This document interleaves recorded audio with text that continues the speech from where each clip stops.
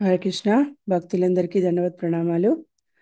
ప్రతి శనివారం ఆదివారం జరిగే మన శ్రీమద్ భాగవతం క్లాస్లో జాయిన్ అయినందుకు మీ అందరికీ ధన్యవాదాలు. ఆ, ఈరోజు మన మధ్యన పూజ్య శ్రీ సుందరానంద్ ప్రభుజీ ఇస్కాన్ బాల్టిమోర్ నుండి జాయిన్ అవుతున్నారు. ప్రభుజీ ఈరోజు మనకు మొదటి స్కందం 12వ అధ్యాయం 4, 5, 6 శ్లోకాల గురించి ప్రవచనం చెప్పనున్నారు. హరే కృష్ణ ప్రభుజీ, ధన్యవాద ప్రణామ్. Glories to Srila Prabhupad. Thank you so much ప్రభుజీ, మీ అంత విలువైన సమయాన్ని మాకు ఈరోజు కేటాయించి క్లాస్ చెప్పడానికి వచ్చినందుకు చాలా చాలా ధన్యవాదాలు ప్రభుజీ. మీరు ఒక చిన్న కీర్తన ఆర్ ప్రేయర్స్తో క్లాస్ మొదలు పెట్టచ్చు Prabhuji. Hare Krishna. Thank you mother. Hare Krishna. So prayers చేద్దాము. ఓం అజ్ఞానతిమిరంధస్య జ్ఞానాంజనశలాకయ చక్షురున్మిళితం येन తస్మై శ్రీగురవే నమః. శ్రీచైతన్యమనోభీష్టం స్థాపితం येन భూతలే స్వయం రూపకదా మహ్యం దదాతి స్వపదాంతికం. వందేహం శ్రీగురు శ్రీయుక్తపదకమలం శ్రీగురూన్ వైష్ణవాంశ శ్రీరూపం సాగ్రజాతం సగన రఘునాథాన్వితం తం సజీవం సాద్వైతం సావధూతం పరిజన సహితం కృష్ణ చైతన్య దేవం శ్రీరాధా కృష్ణ పాదాన్ సగన లలిత శ్రీ విశాఖాన్వితాంశం. హే కృష్ణ కరుణా సింధో దీనబంధో జగత్పతే గోపేశ గోపికా కాంత రాధాకాంత నమోస్తుతే. తప్త కాంచన గౌరాంగి రాధే వృందావనేశ్వరి వృషభానుసుతే దేవి ప్రణమామి హరి ప్రియ.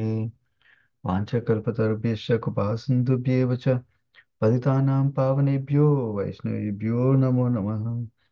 జయ శ్రీ కృష్ణ చైతన్య ప్రభు నిత్యానంద శ్రీ అద్వైత గదాధర శ్రీవాసాది గౌర భక్తవృంద. హరే కృష్ణ కృష్ణ కృష్ణ హరి హరి హరే రామ రామ రామ హరి హరి. ఓం నమో భగవతే వాసుదేవాయ. ఓం నమో భగవతే వాసుదేవాయ. ఓం నమో భగవతే వాసుదేవాయ.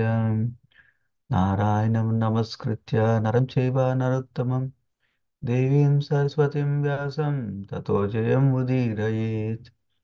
నష్టప్రాయేషు అభద్రేషు నిత్యం భాగవత సేవయ భగవతి ఉత్తమ శ్లోకే భక్తిర్భవతి నాస్తికి.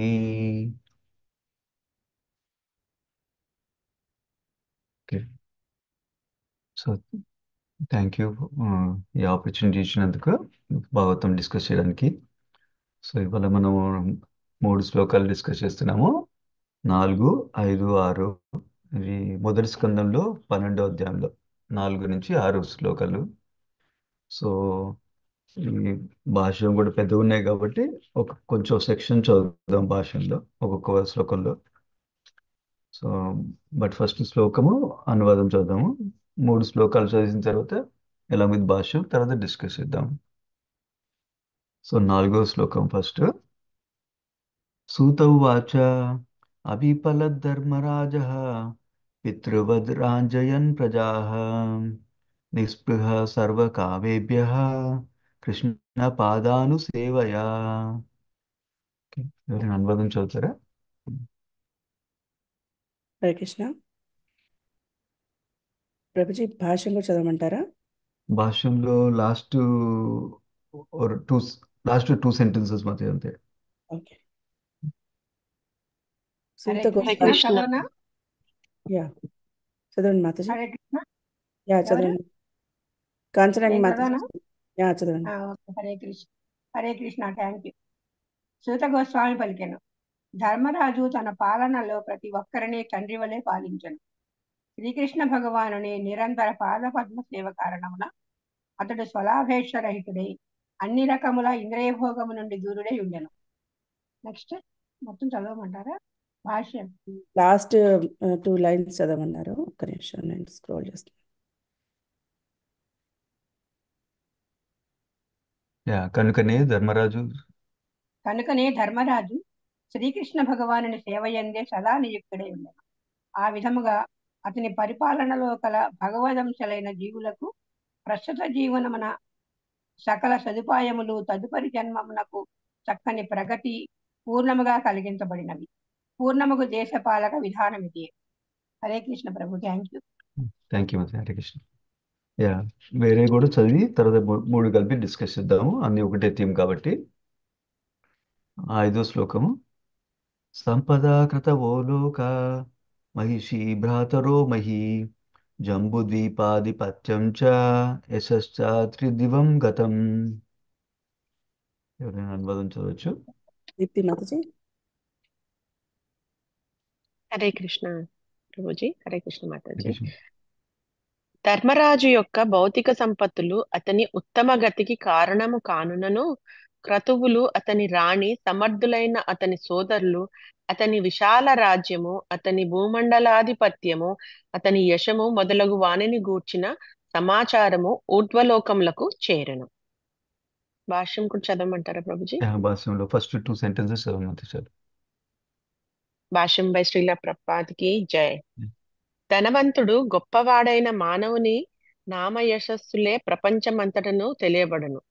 అట్లే చక్కని పరిపాలనము, భౌతిక సంపత్తులు, ఉత్తమ పత్ని అయిన ద్రౌపది, సోదరులైన భీమార్జునుల బలము, జంబూద్వీపంగా ప్రసిద్ధికెక్కిన భూమండలంపై సంపూర్ణ ఆధిపత్యముల కారణమున ధర్మరాజు యశోనామములు ఉన్నత లోకములకు కూడా చేరి ఉండను. Thank you. Yeah, Hare Krishna. Thank you. Last శ్లోకం చదువుదాము. 6వ శ్లోకం. కింతే కామా సురస్పార్హ ముకుంద మనసోదిజాః అభిజహ్రుర్ముదం రాజ్ఞః క్షుదితస్య యతేతరే. ఎవరైనా అనువాదం చదవచ్చు? ఓ బ్రాహ్మణులారా, ధర్మరాజు యొక్క ఐశ్వర్యము అతి మనోహరమైనందున స్వర్గలోక వాసులు కూడా వాటి కొరకై ఆశించిరి. కాని అతడు శ్రీకృష్ణ భగవానుని సేవ యందే అనురక్తుడగుట వలన ఆ దేవదేవుని సేవకు అన్యమైనది అతనిని సంతృప్తి పరుపలేదు. Thank you. దీంట్లో భాష్యంలో ఫస్ట్ పారాగ్రాఫ్ చదవచ్చు ఎవరైనా? ఈ ప్రపంచమున 2 విషయములు జీవులకు సంతృప్తిని గూర్చగలవు. భౌతికత్వములో మునిగినప్పుడు జీవుడు కేవలము ఇంద్రియ భోగము ద్వారా తృప్తి చెందును. కానీ భౌతిక గుణముల నుండి ముక్తుడైనప్పుడు శ్రీకృష్ణ భగవానుని ప్రీత్యర్థము ప్రేమయుత సేవను వనరించుట ద్వారానే అతడు సంతృప్తి చెందగలడు. దీని భావమేమనగా, సహజరీత్యా జీవుడు సేవకుడే గాని సేవింపబడేవాడు కాడు. భౌతిక శక్తిచే మోహితుడైన కారణమున జీవుడు తనను తాను సేవింపబడ వానిగా మిథ్యాధోరణిలో భావించును. కానీ వాస్తవమునకు అతడు సేవింపబడేవాడు కాడు. కామము, కోరిక, క్రోధము, ద్వేషము, గర్వము, పిచ్చితనము, అసహనము వంటి వాటికి అతడు దాసుడై ఉండును. కానీ జీవుడు ఆధ్యాత్మిక జ్ఞాన సముపార్జనచే జ్ఞానవంతుడైనప్పుడు తాను భౌతిక జగమునకు ప్రభువును కాననియు కేవలము ఇంద్రియములకు దాసుడనియు తెలుసుకొనును. ఆ సమయమున అతడు భగవానుని సేవ కొరకే అర్థించి నామమాత్ర భౌతిక సుఖముచే భ్రాంతుడు కాకుండా ఆనందభాగుడగును. ధర్మరాజు ముక్త జీవులలో ఒకడైనందున విశాల రాజ్యమునందు గాని, సాధ్వి అయిన భార్య ఎందు గాని, విధేయులైన సోదరులందు గాని, సుఖ ప్రజల ఎందు గాని, సమృద్ధమైన ప్రపంచమునందు గాని ఆనందము కొనలేదు. శుద్ధ భక్తునికి ఇట్టి వరములు కోరకనే అప్రయత్నముగా లభించును. ఆకలి కొన్నవాడు ఆహారము తప్ప మరి ఇతరముతో సంతృప్తి చెందడని తెలియజేయుచు వసకబడిన ఉపమానము ఇచ్చట చక్కగా అమరినది. థ్యాంక్ యూ ప్రభుజీ. Thank you so much Madhavi. Okay, so ఇప్పుడు డిస్కస్ చేద్దాము. సో ఫస్ట్ ఈ కాంటెక్స్ట్ గురించి డిస్కస్ చేసి తర్వాత ఈ శ్లోకాల గురించి చెప్దాం. సో ఓవరాల్గా ఇది మొదటి స్కందంలో ఉన్నాం కదా, మనం ఫస్ట్ క్యాంటోలో ఉన్నాం కదా. మొదటి స్కందంలో ఫస్ట్ 3 అధ్యాయాల్లో ఎవరు మాట్లాడుతున్నారు? సౌనక ఋషి, తర్వాత వేరే వేరే ఋషులు నైమిషారణ్య దగ్గర సూత గోస్వామిని ప్రశ్నలు అడుగుతున్నారు అనమాట. 6 ప్రశ్నలు అడుగుతారు. 6 ప్రశ్నలకి జవాబులు చెప్తారు సూత గోస్వామి ఫస్ట్ 3 అధ్యాయాల్లో. అప్పుడు ఆ, అవన్నీ చెప్పిన తర్వాత 4వ అధ్యాయంలో మళ్ళీ సౌనక ఋషి 3 ప్రశ్నలు ఇస్తారు మళ్ళీ బ్రాడ్గా. ఒక ప్రశ్న ఏంటి, అసలు ఈ శ్రీమద్ భాగవతం ఎలా వచ్చింది? వ్యాసదేవుడికి శ్రీమద్ భాగవతం రాయాలని ఎందుకు అనిపించింది, దాని గురించి డీటెయిల్స్ చెప్పండి మాకు అని అడుగుతారు. ఒక ఒక ప్రశ్న. దాని గురించి మనం విన్నాం ఆల్రెడీ ప్రీవియస్ అధ్యాయాల్లో. తర్వాత నెక్స్ట్ క్వశ్చన్ ఏమో ఈ ఆ, పరీక్షిత్ మహారాజు ఆ, తన పుట్టుక గురించి, తను ఎలా పాలించారు, తర్వాత తను ఎలా భగవంతుడి దగ్గరికి వెళ్ళిపోయారు ఫైనల్గా, ఆ డీటెయిల్స్ అన్ని చెప్పండి అన్నారు. అది రెండో ప్రశ్న అనమాట. ఇప్పుడు ఆ రెండో ప్రశ్న గురించి జవాబులు చెప్పే దాంట్లో ఉన్నాం అనమాట మనం. మూడో ప్రశ్న కూడా చెప్తాను కంప్లీషన్ కోసం. మూడో ప్రశ్న ఏంటంటే, అసలు సుఖదేవ్ గోస్వామి పరీక్షిత్ మహారాజుని ఎలా కలిశారు, ఆ ఆ కలిసినప్పుడు అందరూ ఎలా రిసీవ్ చేసుకున్నారు తనని, దాని గురించి కూడా వివరించండి అని చెప్పారు. అది లాస్ట్ చాప్టర్స్లో, మొదటి స్కందంలో లాస్ట్ చాప్టర్స్లో వింటాం దాని గురించి. సుఖదేవ్ గోస్వామి ఎలా వచ్చారు పరీక్షిత్ మహారాజ్ దగ్గరికి, ఆ దాని విషయం గురించి వింటాం లాస్ట్ చాప్టర్స్లో. ఇప్పుడు పరీక్షిత్ మహారాజ్ గురించి ఆ, చెప్పమన్నారు కదా, తన పుట్టుక నుంచి తన ఏమేమి కార్యక్రమాల గురించి, వాటి గురించి చెప్పమన్నారు. ఇప్పుడు ఆ ప్రశ్నలో ఉన్నాం అన్నమాట. దానికి జవాబిస్తున్నారు ఎవరు, సూత గోస్వామి. ఆ జవాబు ఇచ్చేటప్పుడు జస్ట్ బిఫోర్ ప్రీవియస్ చాప్టర్స్ మనకి ఆ, సూత గోస్వామి ఆ, కృష్ణుడు ఎలా వెళ్ళారు, ఆ, కృష్ణుడు హస్తినాపురం ఎట్లా వెళ్ళారు, తర్వాత ద్వారకకి ఎలా ఎలా వచ్చారు, అవన్నీ విషయాలు చెప్పారు. సో ఇప్పుడు మీరు లాస్ట్ క్లాస్లో విని ఉంటారు. ఈ ఈ అధ్యాయంలో ఫస్ట్ మూడు శ్లోకాల్లో మళ్ళీ సౌనక ఋషి మళ్ళీ సూత గోస్వామిని మళ్ళీ రిపీట్ అడుగుతున్నాను అనమాట. దీని గురించి, పరీక్షిత్ మహారాజు జన్మ గురించి, తన కార్యక్రమాల గురించి, తను ఎలా ఫైనల్గా ఎక్కడికి వెళ్ళారు, దాని గురించి నాకు వివరించండి అని అడిగారు అనమాట. సో మళ్ళీ అంటే డైవర్ట్ చేస్తున్నారు, మళ్ళీ ఒరిజినల్ టాపిక్కి తీసుకొస్తున్నారు అనమాట దాన్ని. అయితే ఇప్పుడు సూత గోస్వామి ఇప్పుడు పరీక్షిత్ మహారాజ్ గురించి చెప్పాలన్నమాట. సో పరీక్షిత్ మహారాజ్ గురించి చెప్పే ముందు యుధిష్ఠిర మహారాజు ఎంత గొప్పవాడు, ఎంత బాగా పాలించాడు అని చెప్తున్నాను అనమాట. సో అది ఓన్లీ ఫ్యూ శ్లోకాలతో పరీక్షిత్ మహారాజు బేసికలీ యుధిష్ఠిర మహారాజు గురించి చెప్పిన తర్వాత నెక్స్ట్ పరీక్షిత్ మహారాజు ఉత్తర గర్భంలో ఉన్నప్పుడు కూడా ఎట్లా రక్షించాడు భగవంతుడు అని చెప్పి తర్వాత పరీక్షిత్ మహారాజు పుట్టుక గురించి చెప్తారనమాట. సో ఈ శ్లోకాల్లో 4, 5, 6 శ్లోకాల్లో మనకి యుధిష్ఠిర మహారాజు ఒక గొప్ప గుణాల గురించి, తను ఎలా ప్రజల్ని ఎట్లా పాలించారు మంచిగా, వాటి గురించి చెప్తున్నాను అనమాట. సో ఇలా భాగవతంలో మనకి మెయిన్గా భగవంతుడి గురించి, కృష్ణ భగవానుడి యొక్క భక్తుల గురించి, తర్వాత భక్తి గురించి మనం తెలుసుకోవచ్చు అనమాట. సో ఇట్లా వీటి గురించి విన్నందువల్ల మనకి ఇన్స్పిరేషన్ రావాలి, మనకి భక్తి ప్రాక్టీస్ చేయడానికి ఇన్స్పిరేషన్ రావాలి, లేకపోతే ఆ భక్తుల్లాగా యుధిష్ఠిర లాంటి భక్తుల్లాగా మంచి క్వాలిటీస్ డెవలప్ చేసుకోవాలి, మనకి అలాంటి ఇన్స్పిరేషన్ తెచ్చుకోవచ్చు అన్నమాట మనం ఇలాంటి సెక్షన్స్ చదివినందువల్ల. సో ఓ ఇలాంటి స్టోరీ విన్నట్టు కాకుండా ఓన్లీ యుధిష్ఠిర మహారాజ్కి ఎట్లా క్వాలిటీస్ ఉన్నాయని అంతవరకు ఆపకుండా, సో అలాంటి క్వాలిటీస్ నాకు ఎలా వస్తాయి, నేను ఏం చేయాలి దాని క్వాలిటీస్ అని ఆలోచించుకోవాలన్నమాట మనం. సో అందుకని మన భాగవతం ప్రాక్టికల్గా స్టోరీ ద్వారా మనకి లెసన్స్ ఇస్తుంది అనమాట అట్లా. సో ఈ ఈ మూడు శ్లోకాల్లో యుధిష్ఠిర మహారాజు ఒక భక్తి, తన గుణాల గురించి తింటాము. తర్వాత ఉమ్, యుధిష్ఠిర మహారాజు ఆ, ఒక యుక్త వైరాగ్యం గురించి కూడా వింటాం అనమాట. సో యుక్త వైరాగ్యం అంటే ఆ, ఆయనకి అంత సంపద ఉంది, అంత రాజ్యానికి పెద్ద కింగ్, మొత్తం వరల్డ్ మొత్తానికి ఎంపరర్, చక్రవర్తి అంటారు. చక్రవర్తి, వరల్డ్ మొత్తానికి చక్రవర్తి. ఆయన కూడా తన భక్తిలో నిమగ్నమైనాడు. భక్తినే తృప్తి ఇస్తుంది దానికి, వేరే ఏమి ఎంజాయ్ చేయాలి, ఇది ఎట్లా ఎంజాయ్ చేయాలి అని ఆలోచించట్లేదు అనమాట. సో అది ఇంకొక క్వాలిటీ నేర్చుకోవచ్చు అనమాట. ఓవరాల్గా మనం యుధిష్ఠిర మహారాజ్ ఒక గుణాల గురించి తెలుసుకుందాము.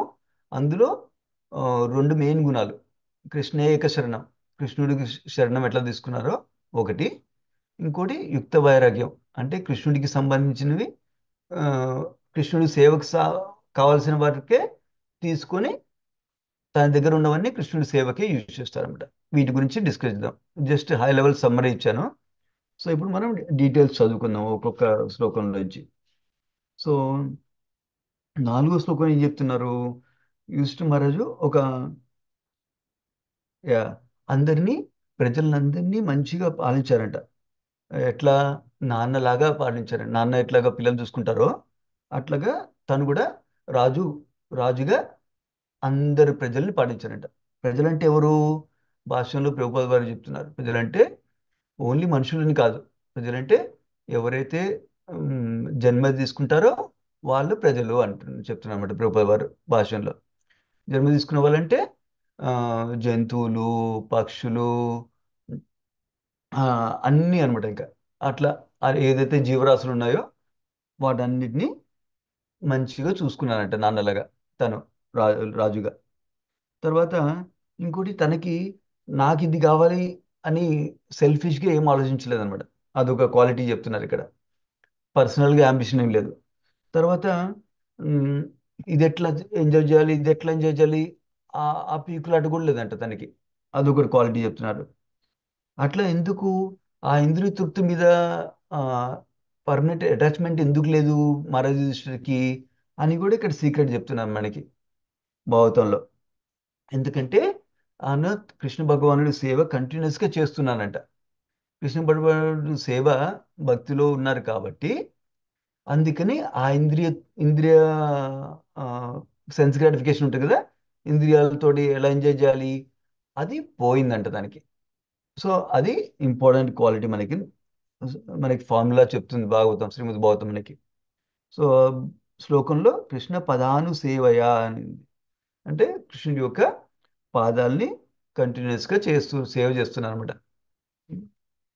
అందుకని తనకి ఈ కామ పోయిందనమాట. అంటే ఇంద్రియాలతోటి ఎంజాయ్ చేయాలి అని పోయింది. సో నాకు పర్సనల్గా అందరూ ఇది చేయాలి అది చేయాలి అని పోయింది. అందుకని అందరినీ మంచిగా చూసుకున్నారు అంట. సో భాషలో ప్రభుపాద వారు ప్రజ గురించి చెప్పారని డిస్కస్ చేసాం కదా. తర్వాత మ్, యా ఒక రాజు భగవంతుడు ఒక ప్రతినిధి అని ప్రభుపాద వారు చెప్తున్నారు అనమాట.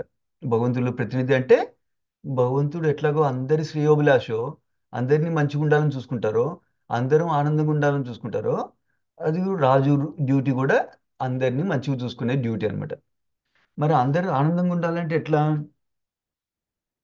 రెండు రెండు విధాలుగా ఆలోచించవచ్చు. ఒకటేమో ఇప్పుడు భౌతిక ప్రపంచంలో ఉన్నప్పుడు వాళ్ళు ఎట్లా సంతోషంగా ఉండొచ్చు, నంబర్ 1. నంబర్ 2, ఈ ఈ ఈ లైఫ్ అయిపోయిన తర్వాత, ఈ జీవితం అయిపోయిన తర్వాత నెక్స్ట్ లైఫ్ ఎలా ఆనందంగా పొందొచ్చు, పర్మనెంట్ ఆనందం ఎలా పొందొచ్చు. ఈరోజు రాజు డ్యూటీ ఆ రెండు అన్నమాట. అంటే ఇప్పుడు బతకడానికి ఫుడ్, అన్నం ఉండటము, తర్వాత షెల్టరు, ఇల్లు ఉండటము అందరికీ, తర్వాత బట్టలు ఉండటము అని బేసిక్ సదుపాయాలన్నీ ఉండేటట్టు రాజు చూసుకోవాలన్నమాట, నంబర్ 1. నంబర్ 2, నెక్స్ట్ లైఫ్కి అందరూ స్పిరిచువల్గా, ఆధ్యాత్మికంగా ప్రోగ్రెస్ అయ్యేటట్టు చూసుకోవాలన్నమాట. అది రెండు main broad category of king ఒక డ్యూటీస్ అన్నమాట. ఓన్లీ ఇక్కడ అందరూ ఎడ్యుకేషన్ బాగుంది, ఫుడ్ అందరికి బాగుంది అంతవరకే ఆపటం కాదనమాట. సో నెక్స్ట్ లైఫ్లో గ్రో అవ్వటం కోసం స్పిరిచువల్ లైఫ్ బాగా పాటించాలి అని కూడా ప్రాక్టీస్ చేయాలన్నమాట. అది కింగ్ యొక్క డ్యూటీ అనమాట. అందరూ చేసేటట్టు చూసుకోవాలన్నమాట. అఫ్ కోర్స్ ఇప్పుడు అట్లాంటివి పట్టించుకోవట్లేదు, కానీ వేదిక్ ట్రెడిషన్స్లో రాజు అలా చేసేవాళ్ళన్నమాట. ఈ రెండు ఇప్పుడు బాగుండేటట్టు, అన్ని సదుపాయాలు ఉండేటట్టు, తర్వాత స్పిరిచువల్ లైఫ్లో గ్రో అయ్యేటట్టు చూసుకుంటారు అనమాట. దీనికే వర్ణాశ్రమ కూడా పార్ట్ ఆఫ్ ఇట్ ఉండేది అనమాట. వర్ణాశ్రమం ప్రాక్టీస్ చేసేటట్టు చూసేవాళ్ళు రాజులు. అది ఇంకో పాయింట్ చెప్తున్నారు ప్రభుపాల్ గారు. తర్వాత లాస్ట్ ఇంకొక ఇంపార్టెంట్ పాయింట్, మన కృష్ణుడిని, కృష్ణ భగవాను ఎప్పుడు కంటిన్యూస్గా సేవ చేసేవాళ్ళని చెప్పారు కదా. అందుకనే అట్లా ఆ, తనకు ఎంజాయ్ చేయాలి అనేది టెండెన్సీ పోయింది. అందుకనే అందరిని కూడా బాగా చూసుకున్నాను అనమాట. సో సో అది ఆ పాయింట్ కూడా ప్రభుపాద వారు చెప్తున్నాను అనమాట. అక్కడ ఏంటి,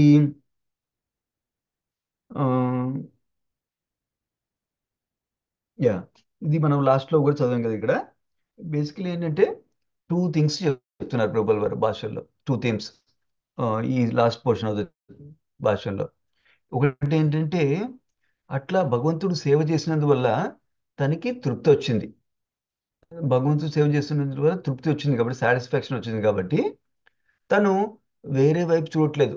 ఇక్కడ వీళ్ళు ఎట్లా సంతోషిస్తారు, నాకు వీళ్ళు ఎట్లా ఎంజాయ్మెంట్ ఇస్తారు, వాటి వల్ల ఎట్లా ఎంజాయ్మెంట్ తీసుకోవాలి, వీటి వల్ల ఎట్లా ఎంజాయ్మెంట్ తీసుకోవాలి, అవన్నీ ఆ, అవన్నిటి మీద డిస్ట్రాక్షన్ లేదనమాట.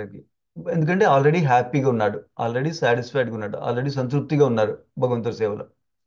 అదొక పని చెప్తున్నాను అనమాట.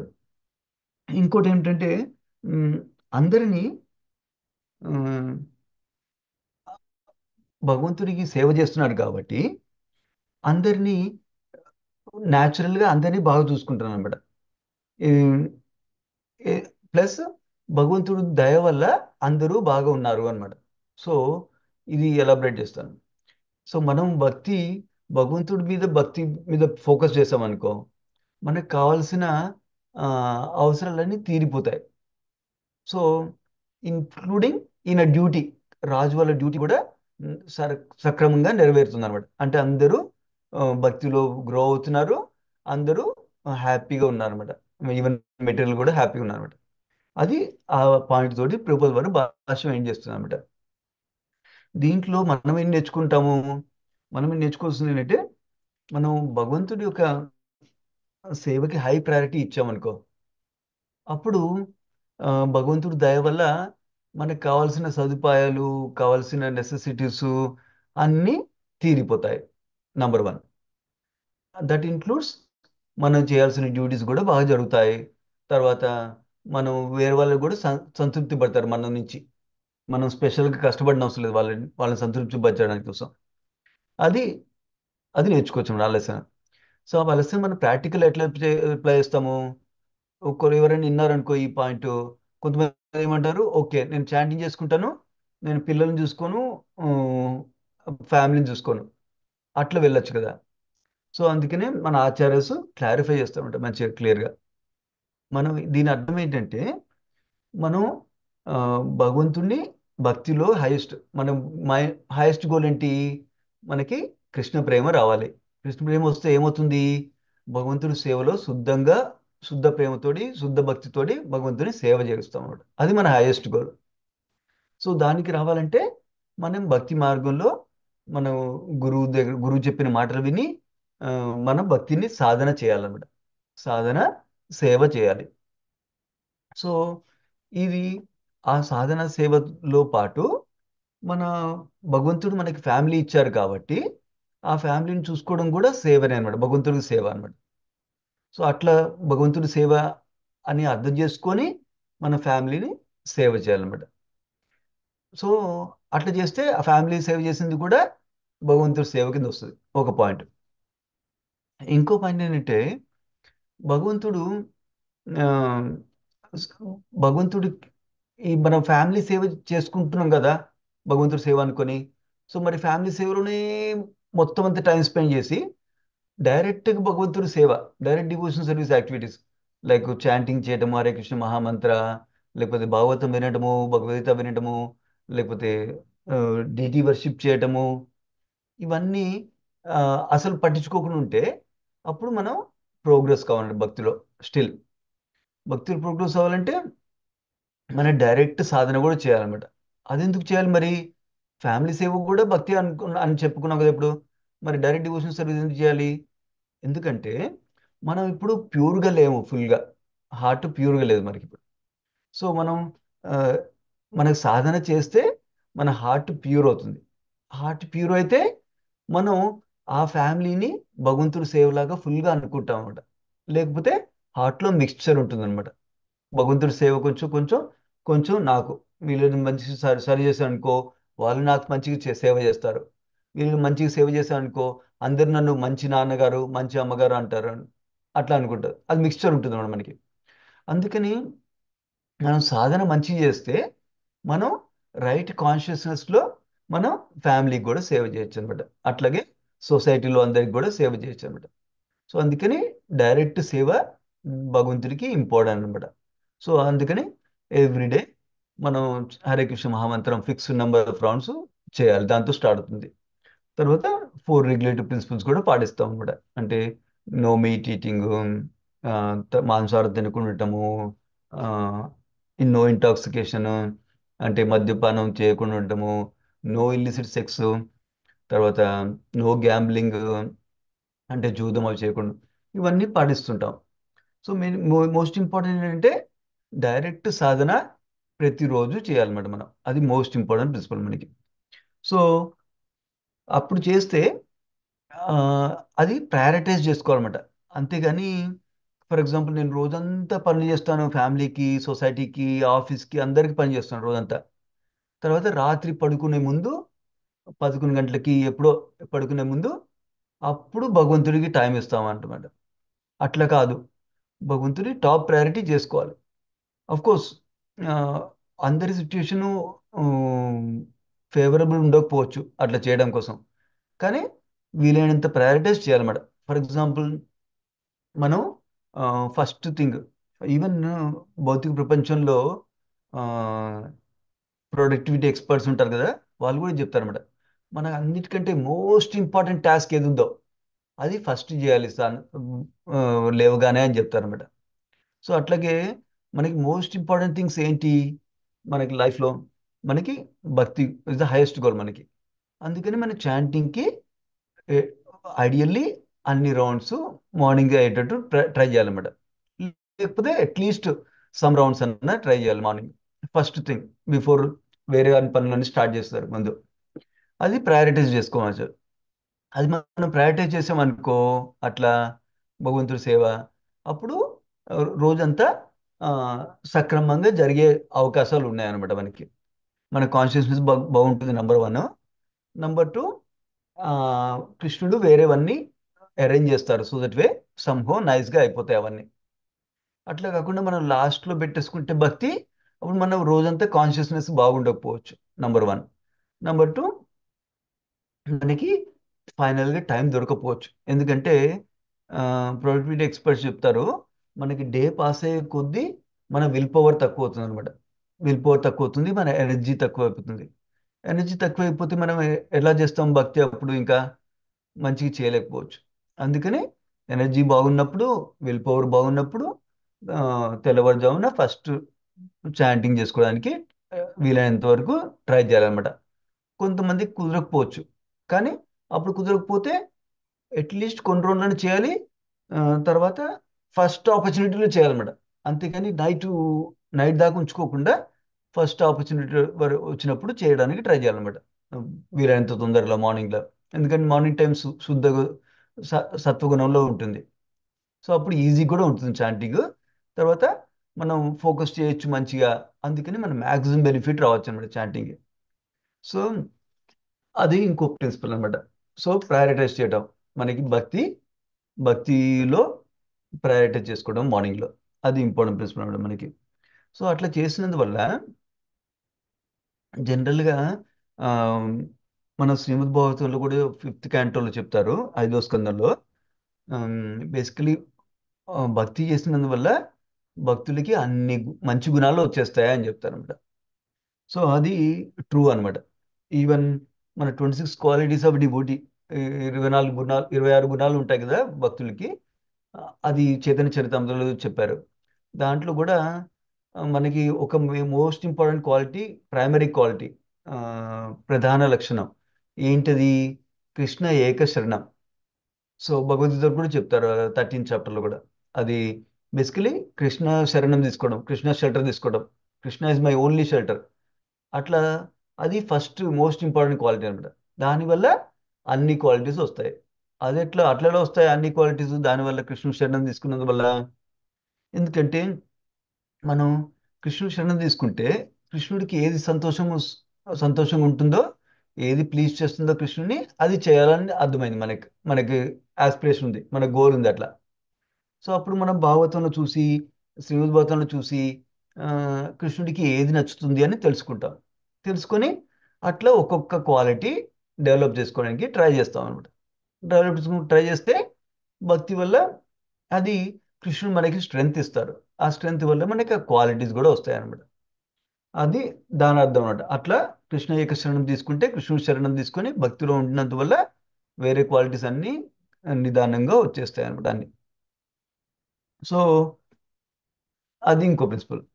ఇంకో థర్డ్ ప్రిన్సిపల్ ఏంటంటే, ఇప్పుడు భగవంతుడి భగవంతుడి భక్తిలో మనం టైం స్పెండ్ చేస్తే అప్పుడు భగవంతుడు అన్నీ చూసుకుంటున్నారు అని చెప్తారండి.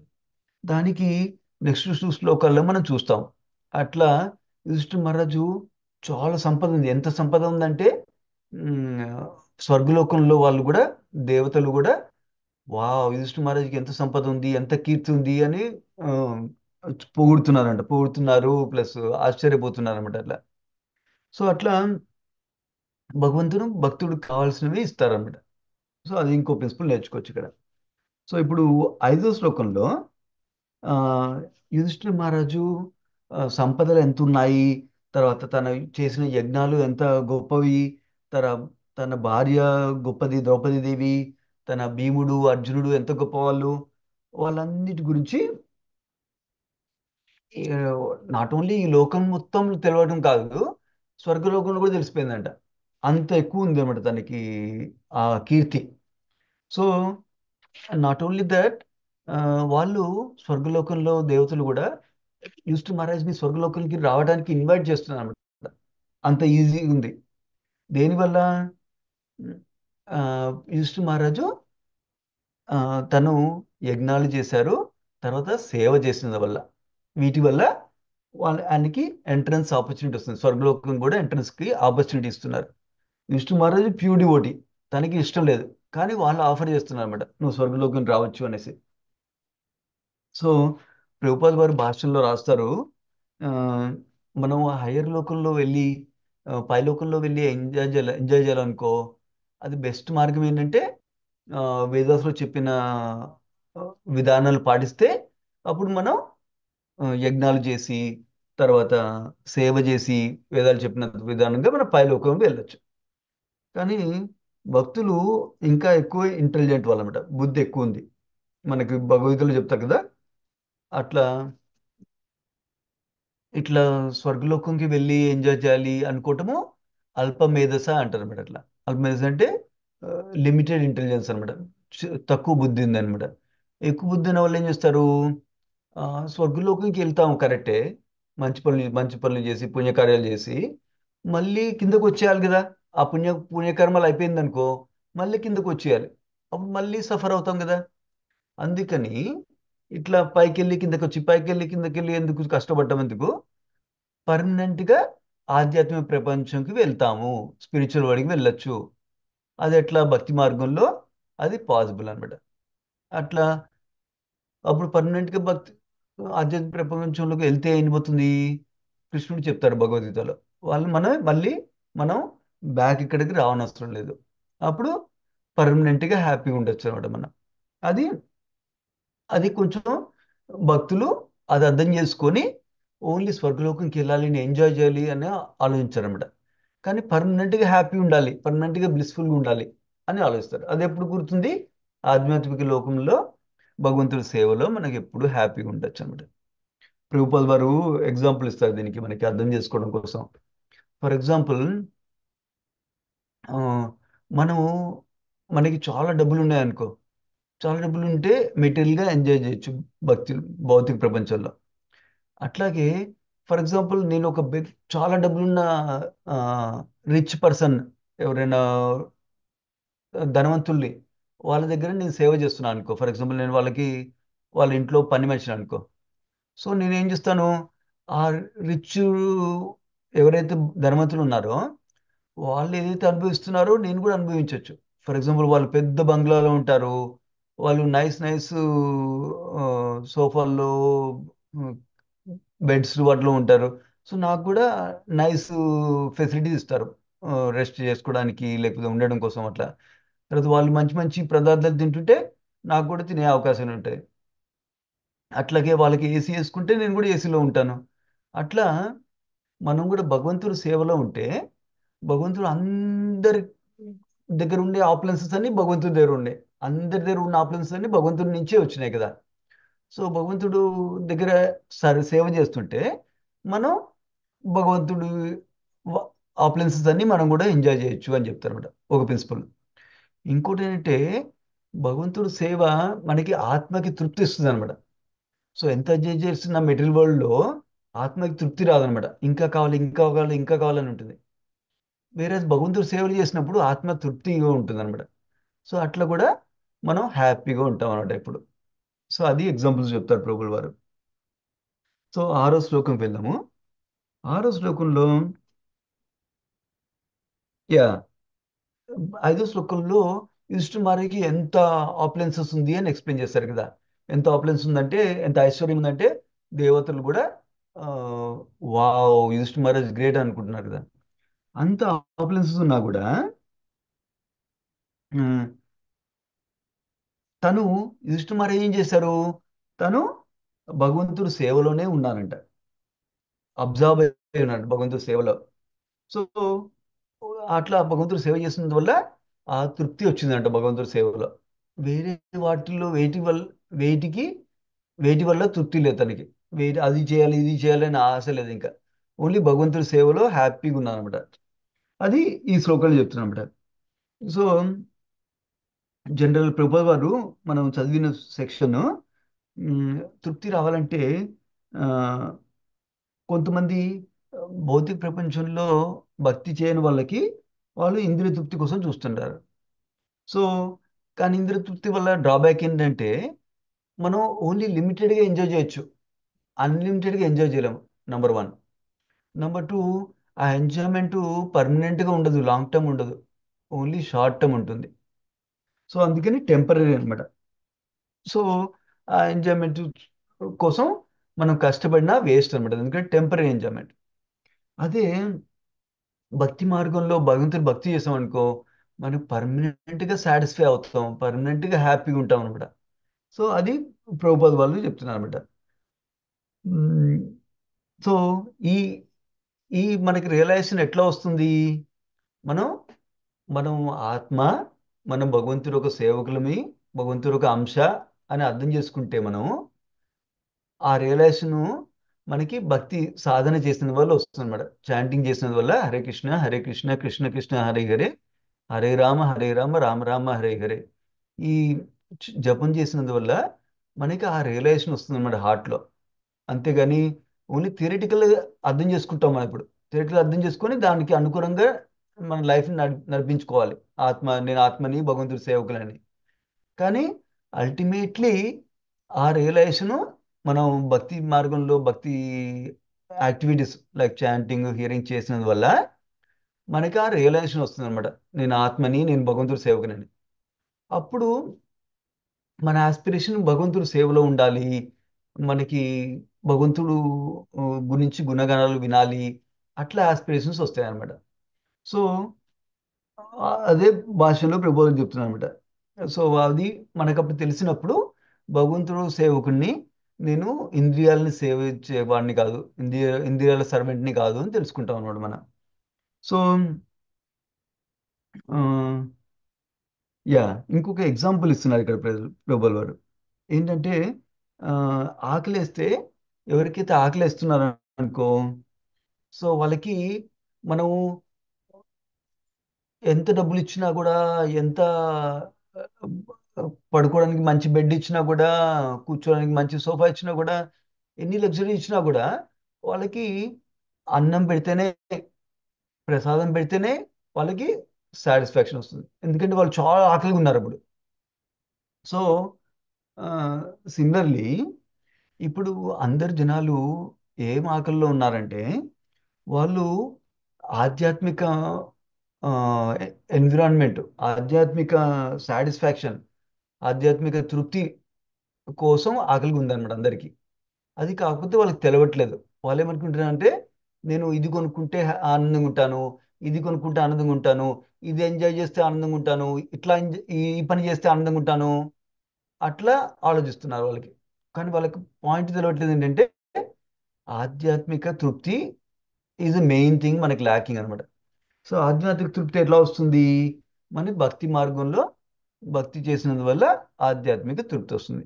ఎట్లా వస్తుంది, భగవంతుడు ఇస్తాడు కాబట్టి, భగవంతుడి దయ వల్ల. సో భగవంతుడికి మనం చాంటింగ్ చేస్తున్నాము, హియరింగ్ చేస్తున్నాము, అట్లా చేస్తున్న వల్ల భక్తి మార్గంలో యాక్టివిటీ చేస్తున్న వల్ల భగవంతుడు మనకి కృపాశక్తి ఇస్తారు. తన కృపాశక్తి మన మీద చూపిస్తారు. అప్పుడు ఆ కృప వల్ల మనకి ఆ, తృప్తి వస్తుంది అన్నమాట. సో అది అందరికీ ఇప్పుడు తక్కువ ఉంది అని చెప్తున్నాను అన్నమాట ప్రభువుల వారు. అది ఎట్లా వస్తుంది? భక్తులు ఒక సాంగత్యం వల్ల, భక్తి మార్గంలో యాక్టివిటీ చేసిన వల్ల మనకి ఆ ఆధ్యాత్మిక తృప్తి కలుగుతుంది ఫుల్గా అని చెప్తున్నాను అనమాట. సో వైరాగ్యం గురించి చెప్తామని చెప్పాను కదా. ఇంకో లెసన్ నేర్చుకోవచ్చు మనం యుధిష్ఠిర మహారాజ్ ఎగ్జాంపుల్లో. యుక్త వైరాగ్యము భక్తి రస సింధులో ఒక శ్లోకం ఉందన్నమాట. ఇది మన చైతన్య చరితామృతాలు కూడా ప్రభుపాద వారు రాశారు. ఇది చదువుతాను. అనాసక్తస్య విషయాన్ యదార్హం ఉపయుంజితః నిర్బంధ కృష్ణ సంబంధే యుక్తం వైరాగ్యం ఉచ్యతే. సో ఇది రూప గోస్వామి వారు భక్తి రసామృత సింధులో ఈ శ్లోకం రాస్తారన్నమాట. మన ప్రభుపాద వారు చైతన్య చరితామృతాలు కూడా చెప్పారన్నమాట ఈ శ్లోకంలో. సో ఈ శ్లోకంలో 3 విషయాలు చెప్తున్నారు. ఒకటి ఏంటంటే ఆ, అసలు ఇంద్రియ సెన్స్ ఆబ్జెక్ట్స్ మీద, ఇంద్రియ ఇంద్రియాలకి సాటిస్ఫాక్షన్ ఇచ్చే ఆబ్జెక్ట్స్ మీద, వస్తువుల మీద, వాటి మీద ఏమి అటాచ్మెంట్ లేదనమాట. అది 1 ప్రిన్సిపల్. సెకండ్ థింగ్ ఏంటంటే ఓన్లీ భగవంతుడికి, భగవంతుడి సేవకు కావాల్సినవే యాక్సెప్ట్ చేస్తాం అనమాట ఇంద్రియాల కోసం కూడా. ఫర్ ఎగ్జాంపుల్, మనం హెల్దీ ఉండటం కోసం మనం హెల్దీ ఫుడ్స్ తింటాం. ఎందుకంటే హెల్దీగా ఎందుకు ఉండాలి? భగవంతుడు సేవ చేసుకోవచ్చు మనం మంచిగా హెల్దీగా ఉంటే. హెల్దీగా ఉంటే మంచిగా కూర్చొని చాంట్ చేసుకోవచ్చు, హెల్దీగా ఉంటే తీర్థయాత్రకి వెళ్ళొచ్చు, హెల్దీగా ఉంటే బుక్ డిస్ట్రిబ్యూషన్ టేబుల్ దగ్గర 4 గంటలు నుంచోవచ్చు. అట్లా తెలుసుకొని మనం హెల్దీగా యాక్సెప్ట్ చేస్తాం ఫుడ్. అట్లాగే బాడీకి కావాల్సిన ఎక్సర్సైజ్ చేస్తాము. ఎందుకంటే బాడీ మంచిగా హెల్దీగా ఉందనుకో, మనం సేవ చేసుకోవచ్చు, భగవంతుడి సేవలో భక్తి మంచిగా చేసుకోవచ్చు, భగవంతుడి సేవ చేసుకోవచ్చు. సో అందుకని కావాల్సిన ఎక్సర్సైజ్ చేస్తాం. అంతేగాని రోజుకి 8 గంటలు ఎక్సర్సైజ్ చేయం. రోజుకి 8 గంటలు ఎక్సర్సైజ్ చేస్తే ఏమవుతుంది? మనకి ఇంకా చాంటింగ్కి టైమే ఉండదు. సో అట్లా చూసుకుంటాం అనమాట. ఏదైతే భగవంతుడి సేవకి అనుకూలంగా ఉందో అంతవరకు యాక్సెప్ట్ చేస్తాం అనమాట, లేకపోతే లేదనమాట. సో తర్వాత ఫర్ ఎగ్జాంపుల్ కొంతమందికి ఆ, కింద కూర్చోలేరు వాళ్ళు.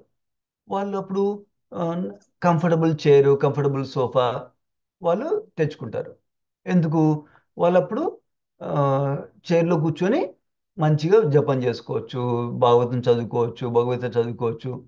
కింద కూర్చొని చేయలేరు కాబట్టి. సో అందుకని అయ్యో చైరు వాడకూడదు, సోఫా వాడకూడదు అని వదిలేరు అనమాట. అది మర్కాట వైరాగ్యం అంటారు. అట్లా వదిలేస్తే. అట్లా కాకుండా యుక్త వైరాగ్యం ఏంటి? ఆ చైరు సోఫా ఉన్నందువల్ల నేను కూర్చొని ప్రాపర్గా కూర్చొని జపం చేసుకోవచ్చు. అది యాక్సెప్ట్ చేసుకోవాలన్నమాట. అది భగవంతుడి సేవకు పనికి వస్తుంది కాబట్టి యాక్సెప్ట్ చేస్తామన్నమాట. Only that much. తర్వాత భగవంతుడి రిలేటెడ్ కృష్ణ కథ కానీ, భగవంతుడి సేవలు కానీ చాలా ఇంట్రెస్టింగ్ ఉంటారన్నమాట. ఈ 3 ప్రిన్సిపల్స్ ఫాలో అయితే అది యుక్త వైరాగ్య ప్రిన్సిపల్ అంట. 3 మళ్ళీ చెప్తాను ఒకసారి. ఒకటేమో సెన్స్ ఆబ్జెక్ట్స్ మీద, ఆ, ఇంద్రియ ఇంద్రియాలు ఆసక్తి కలిగించే విషయాలు ఉంటాయి కదా, వాటి మీద అటాచ్మెంట్ ఉండకపోవటం నంబర్ 1. నంబర్ 2, ఓన్లీ ఇంద్రియ తృప్తి, ఓన్లీ భక్తికి ఫేవరబుల్ ఉందేదో, ఎంతవరకు ఉందో, అనుకూలంగా ఉందో అంతవరకే యాక్సెప్ట్ చేస్తాము. తర్వాత భగవంతుడి కృష్ణ కథ, భగవంతుడి సేవ గురించి ఈగర్గా ఉంటాం అనమాట ఎప్పుడైనా. సో ఈ 3 ఎలిమెంట్స్ ఉంటే యుక్త వైరాగ్య మంచిగా పాటిస్తున్నాం అనమాట. సో అంటే దీనికి ఎగ్జాంపుల్స్ కూడా చూడొచ్చు మనం. ఫర్ ఎగ్జాంపుల్, మన శ్రీల ప్రభుపాద వారు, శ్రీల ప్రభుపాద వారు ఆ, ఒకసారి ఎగ్జాంపుల్, ఒకసారి అంటే ఎవరో భక్తులు తనకి ఒక కాస్ట్లీ వాచ్ ఇచ్చారంట. రోలెక్స్ వాచ్ అంటారంట. కాస్ట్లీ వాచ్ ఇచ్చారంట. సో అది శ్రీ ప్రభుపాద టైం చూసుకుంటారు కదా. సో టైం పనికి వస్తుంది, యాక్సెప్ట్ చేస్తారనమాట. తర్వాత ఇంకొక డివోటీ ఒక చీప్ వాచ్ తీసుకొచ్చి ఇచ్చారు. సో అప్పుడు ఏం చేస్తారు? ప్రభువుల వారు ఈ కాస్ట్లీ వాచ్ తీసి ఇంకో డివోటీస్ ఇచ్చారు. ఇంకో డివోటీస్ ఇచ్చి ఈ ఇంకొక డివోటీ చీప్ వాచ్ ఇచ్చారు కదా, అది పెట్టుకున్నారు ఇంకా. సో ఎందుకు ప్రభుపాల్ వారు లవింగ్ ఎక్స్చేంజ్, ఆ ప్రేమతో తెచ్చారు కదా, అది యాక్సెప్ట్ చేస్తున్నారు ప్రభుపాల్ వారు. నెంబర్ 1. నెంబర్ 2, ప్రభుపాదికి ఏంటి ఫంక్షన్ ఇంపార్టెంట్. భగవంతుడి భక్తిలో టైం ఎంత ఉందో తెలుసుకోవాలి, అంతే. అది ఎంత కాస్ట్లీ ఉంది, ఎంత ఎంజాయ్ చేద్దామనే అది లేదనమాట. భగవంతుడి భక్తిలో వాచ్ ఏదైనా పర్లేదు కదా, అందుకని ఆ వాచ్ తీసుకున్నారు, ఇంకో వాచ్ వేరే డిబోటీకి ఇచ్చేసారు అనమాట. అది ప్రభుపాల్ వారి ఎగ్జాంపుల్. అట్లాగే రఘునాథ్ దాస్ గోస్వామి. రఘునాథ్ దాస్ గోస్వామి ఆయన ఎంత రినౌన్సియేషన్లో, వైరాగ్యంలో ఎంత గొప్ప అంటే, తను ఫస్ట్ ఏమో సంపాదించే వాళ్ళు కాదు, తినడం కోసం. నెంబర్ 1. నెంబర్ 2, కొన్ని రోజుల తర్వాత జగన్నాథ్పురిలో టెంపుల్ బయట నుంచొని వాళ్ళు పాండలు ఎవరైనా డివోటీస్ ఇచ్చిన ప్రసాదం తీసుకొని తినేవాళ్ళు అనమాట. సో ఈవెన్ అది కూడా మానేసి తర్వాత పనికిరాని ధాన్యాలు ఉంటాయి కదా, అది కౌస్ కూడా పనికిరానివి, అది వెళ్తే అది తీసుకొని అవి వాష్ చేసి తినేవాళ్ళంట. ఇంకా లాస్ట్ స్టేజ్లో బృందావన్కి వెళ్ళినప్పుడు రఘునాథ్ దాస్ గోస్వామి రోజుకి ఒక కప్పు బటర్ మిల్క్ తాగుతున్నాడు అనమాట, అంతే. అంతకంటే ఏం లేదనమాట.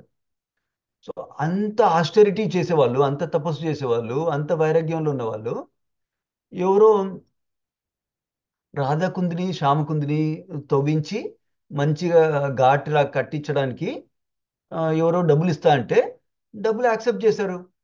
డబ్బులు యాక్సెప్ట్ చేసి రాధాకుంది శ్యామకుంది కట్టించారు. దీంట్లో ఏం తెలుస్తుంది మనకి, తన పర్సనల్గా ఎంజాయ్మెంట్ కోసం ఏం తీసుకోవట్లేదు. ఈవెన్ వాళ్ళ నాన్నగారు మిలియనర్ కంటే బిలియనర్ అంట. సో వాళ్ళ నాన్నగారి నుంచి కూడా ఏమి ఇంకా నాకు ఏం పంపించద్దు అని చెప్పారంట. ఫస్ట్లో పంపించేవాళ్ళు అన్నమాట జగన్నాథ్పురంలో ఉన్నప్పుడు, నా ఇంక పంపించదు అన్నాడు.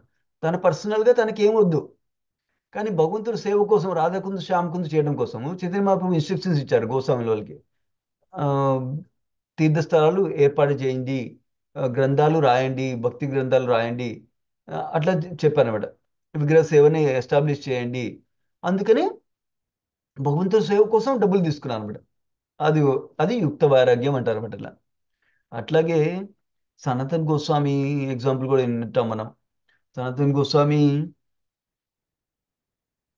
తనంట, యాక్చువల్లీ లాంగ్ స్టోరీ, షార్ట్గా చెప్తాను ప్రిన్సిపల్ చెప్పడం కోసం.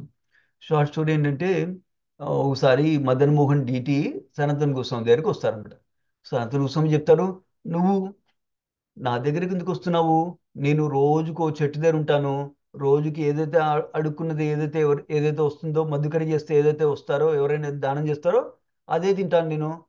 ఆ, నువ్వు నువ్వు నా దగ్గర ఉంటే నువ్వు ఎంజాయ్ చేయలేవు అని చెప్తాను మరి. కృష్ణుడితో మాట్లాడుతున్నాడు, రాధా మదన్ మోహన్ తోటి.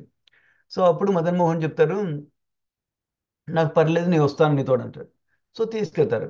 రోజు అంట ఆ, సనాతన్ గోస్వామికి రోజు సమ్ ఆట అంటారు కదా, ఫ్లోర్ పిండి ఇస్తారు కదా, చపాతి పిండి.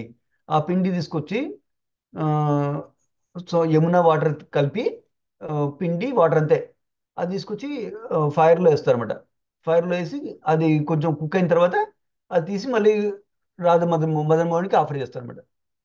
ఆఫర్ చేసి అది యాక్సెప్ట్ చేస్తారు ప్రసాదం లాగా. అయితే ఒకరోజు మదన్ మోహన్ అంటారంట, నువ్వు ఏంటి నాకు రోజు కనీసం ఉప్పు కూడా ఇవ్వట్లేదు అందులో, అది చప్పగా ఉంది అని కంప్లైంట్ చేస్తాను అనమాట మదన్ మోహన్ డిటి.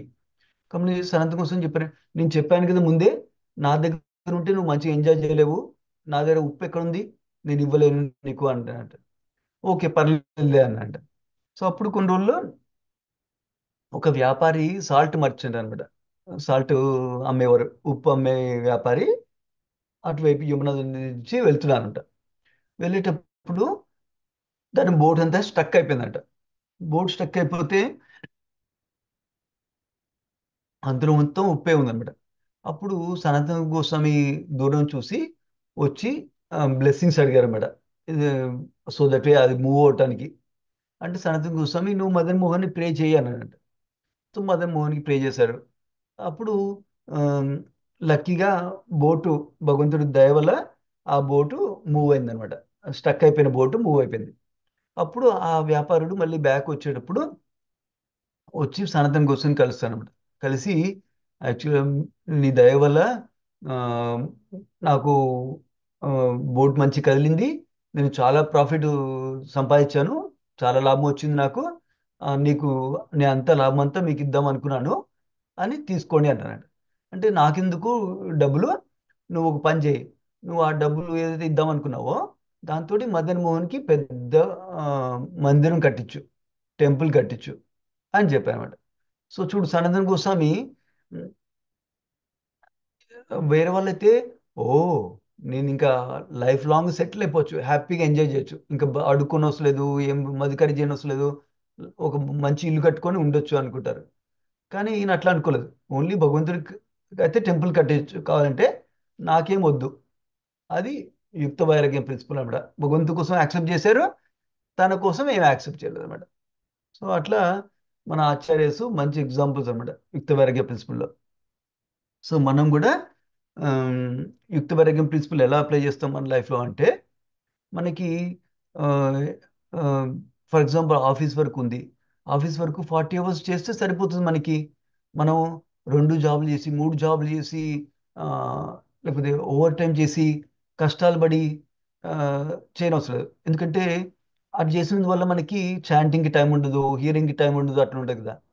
అందుకని లిమిటెడ్గా మనకి ఏదైతే మన డ్యూటీ ప్రకారం చేస్తాం అనమాట, అంతే. సో అట్లా అఫ్ కోర్స్ ఆల్వేస్ ఎక్సెప్షన్ ఉంటుంది. ఫర్ ఎగ్జాంపుల్ సమ్వన్కి ఫైనాన్షియల్ ఎమర్జెన్సీ ఉండి ఉండొచ్చు. అప్పుడు వాళ్ళు ఆ కొంచెం సేపు కొన్ని మంత్స్ కొన్ని ఇయర్స్ చేయొచ్చు అట్లా. కానీ ఎప్పుడు కంటిన్యూ చేయకూడదు అన్నమాట. సో అట్లా మనకి ఆల్వేస్ మనకి మన సాధన టైం ప్రొటెక్ట్ అయ్యేటట్టు చూసుకోవాలన్నమాట, మనం ఏం చేసినా కూడా లైఫ్లో. ఫర్ ఎగ్జాంపుల్ నేను ఎక్కువ తిన్నాను అనుకో, ఎక్కువ తింటే ఎక్కువ నిద్ర రావాలి. ఎక్కువ నిద్ర వచ్చింది అనుకో, తక్కువ అయిపోతుంది టైము సాధన చేయడానికి. సో అట్లా ఆలోచించాలన్నమాట. అన్నిటికీ ఏదైతే భగవంతుడి సేవకి అనుకూలంగా ఉందా లేదా చూసుకొని దాన్ని బట్టి మనం యాక్సెప్ట్ చేస్తాం అనమాట. అది యుక్త వైరాగ్యం అంటారనమాట. సో సో ఇవాళ బేసికలీ మనం యుధిష్ఠి మహారాజు ఒక గొప్ప క్వాలిటీస్ విన్నాము. యుధిష్ఠి మహారాజు శుద్ధ భక్తుడు కాబట్టి ఆ భక్తి ద్వారా ఆ, ప్రజలందరికీ భక్తి కలిగేటట్టు చూశారు. తర్వాత సేవలో తను తృప్తిగా ఉన్నారు. భగవంతుడి సేవ చేశారు కాబట్టి భగవంతుడు అందరి అవసరాలు తీర్చేశారు, అందరూ హ్యాపీగా ఉండేటట్టు చూశారు. అట్లాగే తనకి అంత గొప్ప ఆస్తులున్నా కూడా భగవంతుడి సేవలోనే తను తృప్తి తెచ్చుకున్నారు. అంతేగాని ఆమ్, ఆ, అది ఎంజాయ్ చేస్తే ఎలా ఉంటుంది, ఇల్లు ఎంజాయ్ చేస్తుంది అని చేయలేదు. దానివల్ల మనం యుక్త వైరాగ్య ప్రిన్సిపల్ కూడా నేర్చుకున్నాం మనం. పాజర్ ఎవరికైనా కామెంట్స్ ఆర్ క్వశ్చన్స్ ఉంటే అడగచ్చు ఇప్పుడు, లేకపోతే షేర్ చేయొచ్చు ఏమైనా. Hare Krishna Prabhuji, thank you so much. చాలా అద్భుతంగా వివరించారు. మంచి మంచి ఎగ్జాంపుల్స్తో శ్రీల ప్రభుపాద్ గురించి అండ్ ఆచార్యుల గురించి, సనాతన గోస్వామి, రఘునాథ్ దాస్ గోస్వామి, చాలా బాగా చెప్పారు ప్రభుజీ. Thank you so much. Swamini మాతాజీ, మీకు ఏమైనా క్వశ్చన్ ఉందా? థ్యాంక్ యూ మాతాజీ. హరే కృష్ణ ప్రభుజీ, దండవత్ ప్రణామాలు గ్రస్ట్ శ్రీల ప్రభుపాద్ అండ్ గురు మహారాజ్. ప్రభుజీ, యుక్త వైరాగ్యం అంటే మీనింగ్ ఏంటి ప్రభుజీ? యుక్త వైరాగ్యం అంటే మీనింగ్ ఏంటంటే, వైరాగ్యం అంటే తెలుసు కదా మీకు. వైరాగ్యం అంటే రెనౌన్సియేషన్ అనమాట. రెనౌన్సియేషన్ అంటే విరక్తి లాగా, నాకు ఇదొద్దు ఇదొద్దు ఇదొద్దు అనుకోవడం అనమాట. అంటే వదిలేయడం థింగ్స్. యుక్త వైరాగ్యం అంటే ఏదైతే భగవంతుడికి సేవకి పనికొస్తుందో అంతవరకే వాడుకోవడం అన్నమాట. ఫర్ ఎగ్జాంపుల్ చెప్పాను కదా నేను. ఫర్ ఎగ్జాంపుల్ నాకు ఆ, ఒక 2 కార్లు ఉంటే సరిపోతుంది మన భగవంతుడి సేవలు చేయడం కోసం, నా డ్యూటీస్ చేయడం కోసం. కానీ దానికోసం 4 కార్లు కొనుక్కోవడం అవసరం లేదు. అది యుక్త వైరాగ్యం అనమాట. అది ఇంకొక ప్రిన్సిపల్ ఆపోజిట్గా ఎగ్జాంపుల్ చేస్తాను. ఫర్ ఎగ్జాంపుల్ నాకు ఎవరైనా చాలా డొనేషన్ ఇస్తా అన్నారు అనుకో. సో నాకు ఓ డబ్బులు తీసుకుంటే నేను ఇంప్యూర్ అయిపోతాను, నాకు వద్దు అన్నారు అనమాట. యుక్త వైరాగ్యం అంటే ఆ డబ్బులు తీసుకొని మనం భగవంతుడి సేవలో ఇచ్చేస్తాం, టెంపుల్ సేవకి ఫర్ ఎగ్జాంపుల్. అప్పుడు ఆ డబ్బులు ప్యూరిఫై అవుతుంది, వాళ్ళకి బెనిఫిట్ అవుతుంది, భగవంతుడి సేవలు తీసుకుంటారు అనమాట. అది యుక్త వైరాగ్యం. అది ఏదైతే భగవంతుడి సేవలో అవసరం వస్తుందో అంతవరకు యాక్సెప్ట్ చేస్తామో, అంతకంటే ఎక్కువ యాక్సెప్ట్ చేయమన్నమాట. మేక్ సెన్స్ మతి? హరే కృష్ణ ప్రభు. హరే కృష్ణమతి. 4 వైరాగ్యాలు ఉన్నాయి కదా ప్రభు. మామూలుగా శ్మశాన వైరాగ్యము, యుక్త వైరాగ్యము, మళ్ళీ మార్కట వైరాగ్యము, ఫల్గు వైరాగ్యం. ఫల్గు అంటే ఏంటి ప్రభు? కొంచెం ఐడియా లేదు, మర్చిపోయినా అన్నారు. ఫల్గు ఓకే. వైరాగ్యం అంటే పొలుగు వర్గం నాకు కూడా గుర్తులేదు మత దాని గురించి. భగవద్గీతలో చెప్తారు ప్రభువుల పట్టుపోట్లో అవునవును పొలుగు వర్గం విన్నాను అని. నేను. ఎవరైనా కారులో ఉన్న వాళ్ళకి ఎవరికైనా తెలిస్తే చెప్పొచ్చు. అదే యుక్త వైరాగ్యం, ఇది శ్మశాన వైరాగ్యం తెలుసు, మర్కట వైరాగ్యం తెలుసు. ఈ ఫల్గు వైరాగ్యం అని చదివాను ప్రభు, అది నాకు ఐడియా లేదు, కొంచెం చెప్తారేమో అని. ఓకే, నాకు కూడా గుర్తులేదు మరి. బేసికలీ భగవద్గీతలో ఇచ్చారు, ప్రభుపాలు వారు ఇస్తారు. బేసికలీ మన మెయిన్ ప్రిన్సిపల్ ఏంటంటే ప్రాపర్ బహుశా వైరాగ్యం భౌతికంగా కావాలి. ఉంటుంది, అంటే భౌతికంగా అయిండొచ్చు ప్రభు ఫల్గు వైరాగ్యం అంటే ఒకవేళ. Got it. గుర్తులేదు మరి. Okay Prabhu, Hare okay Hare Prabhu, Krishna. Hare thank you. Krishna.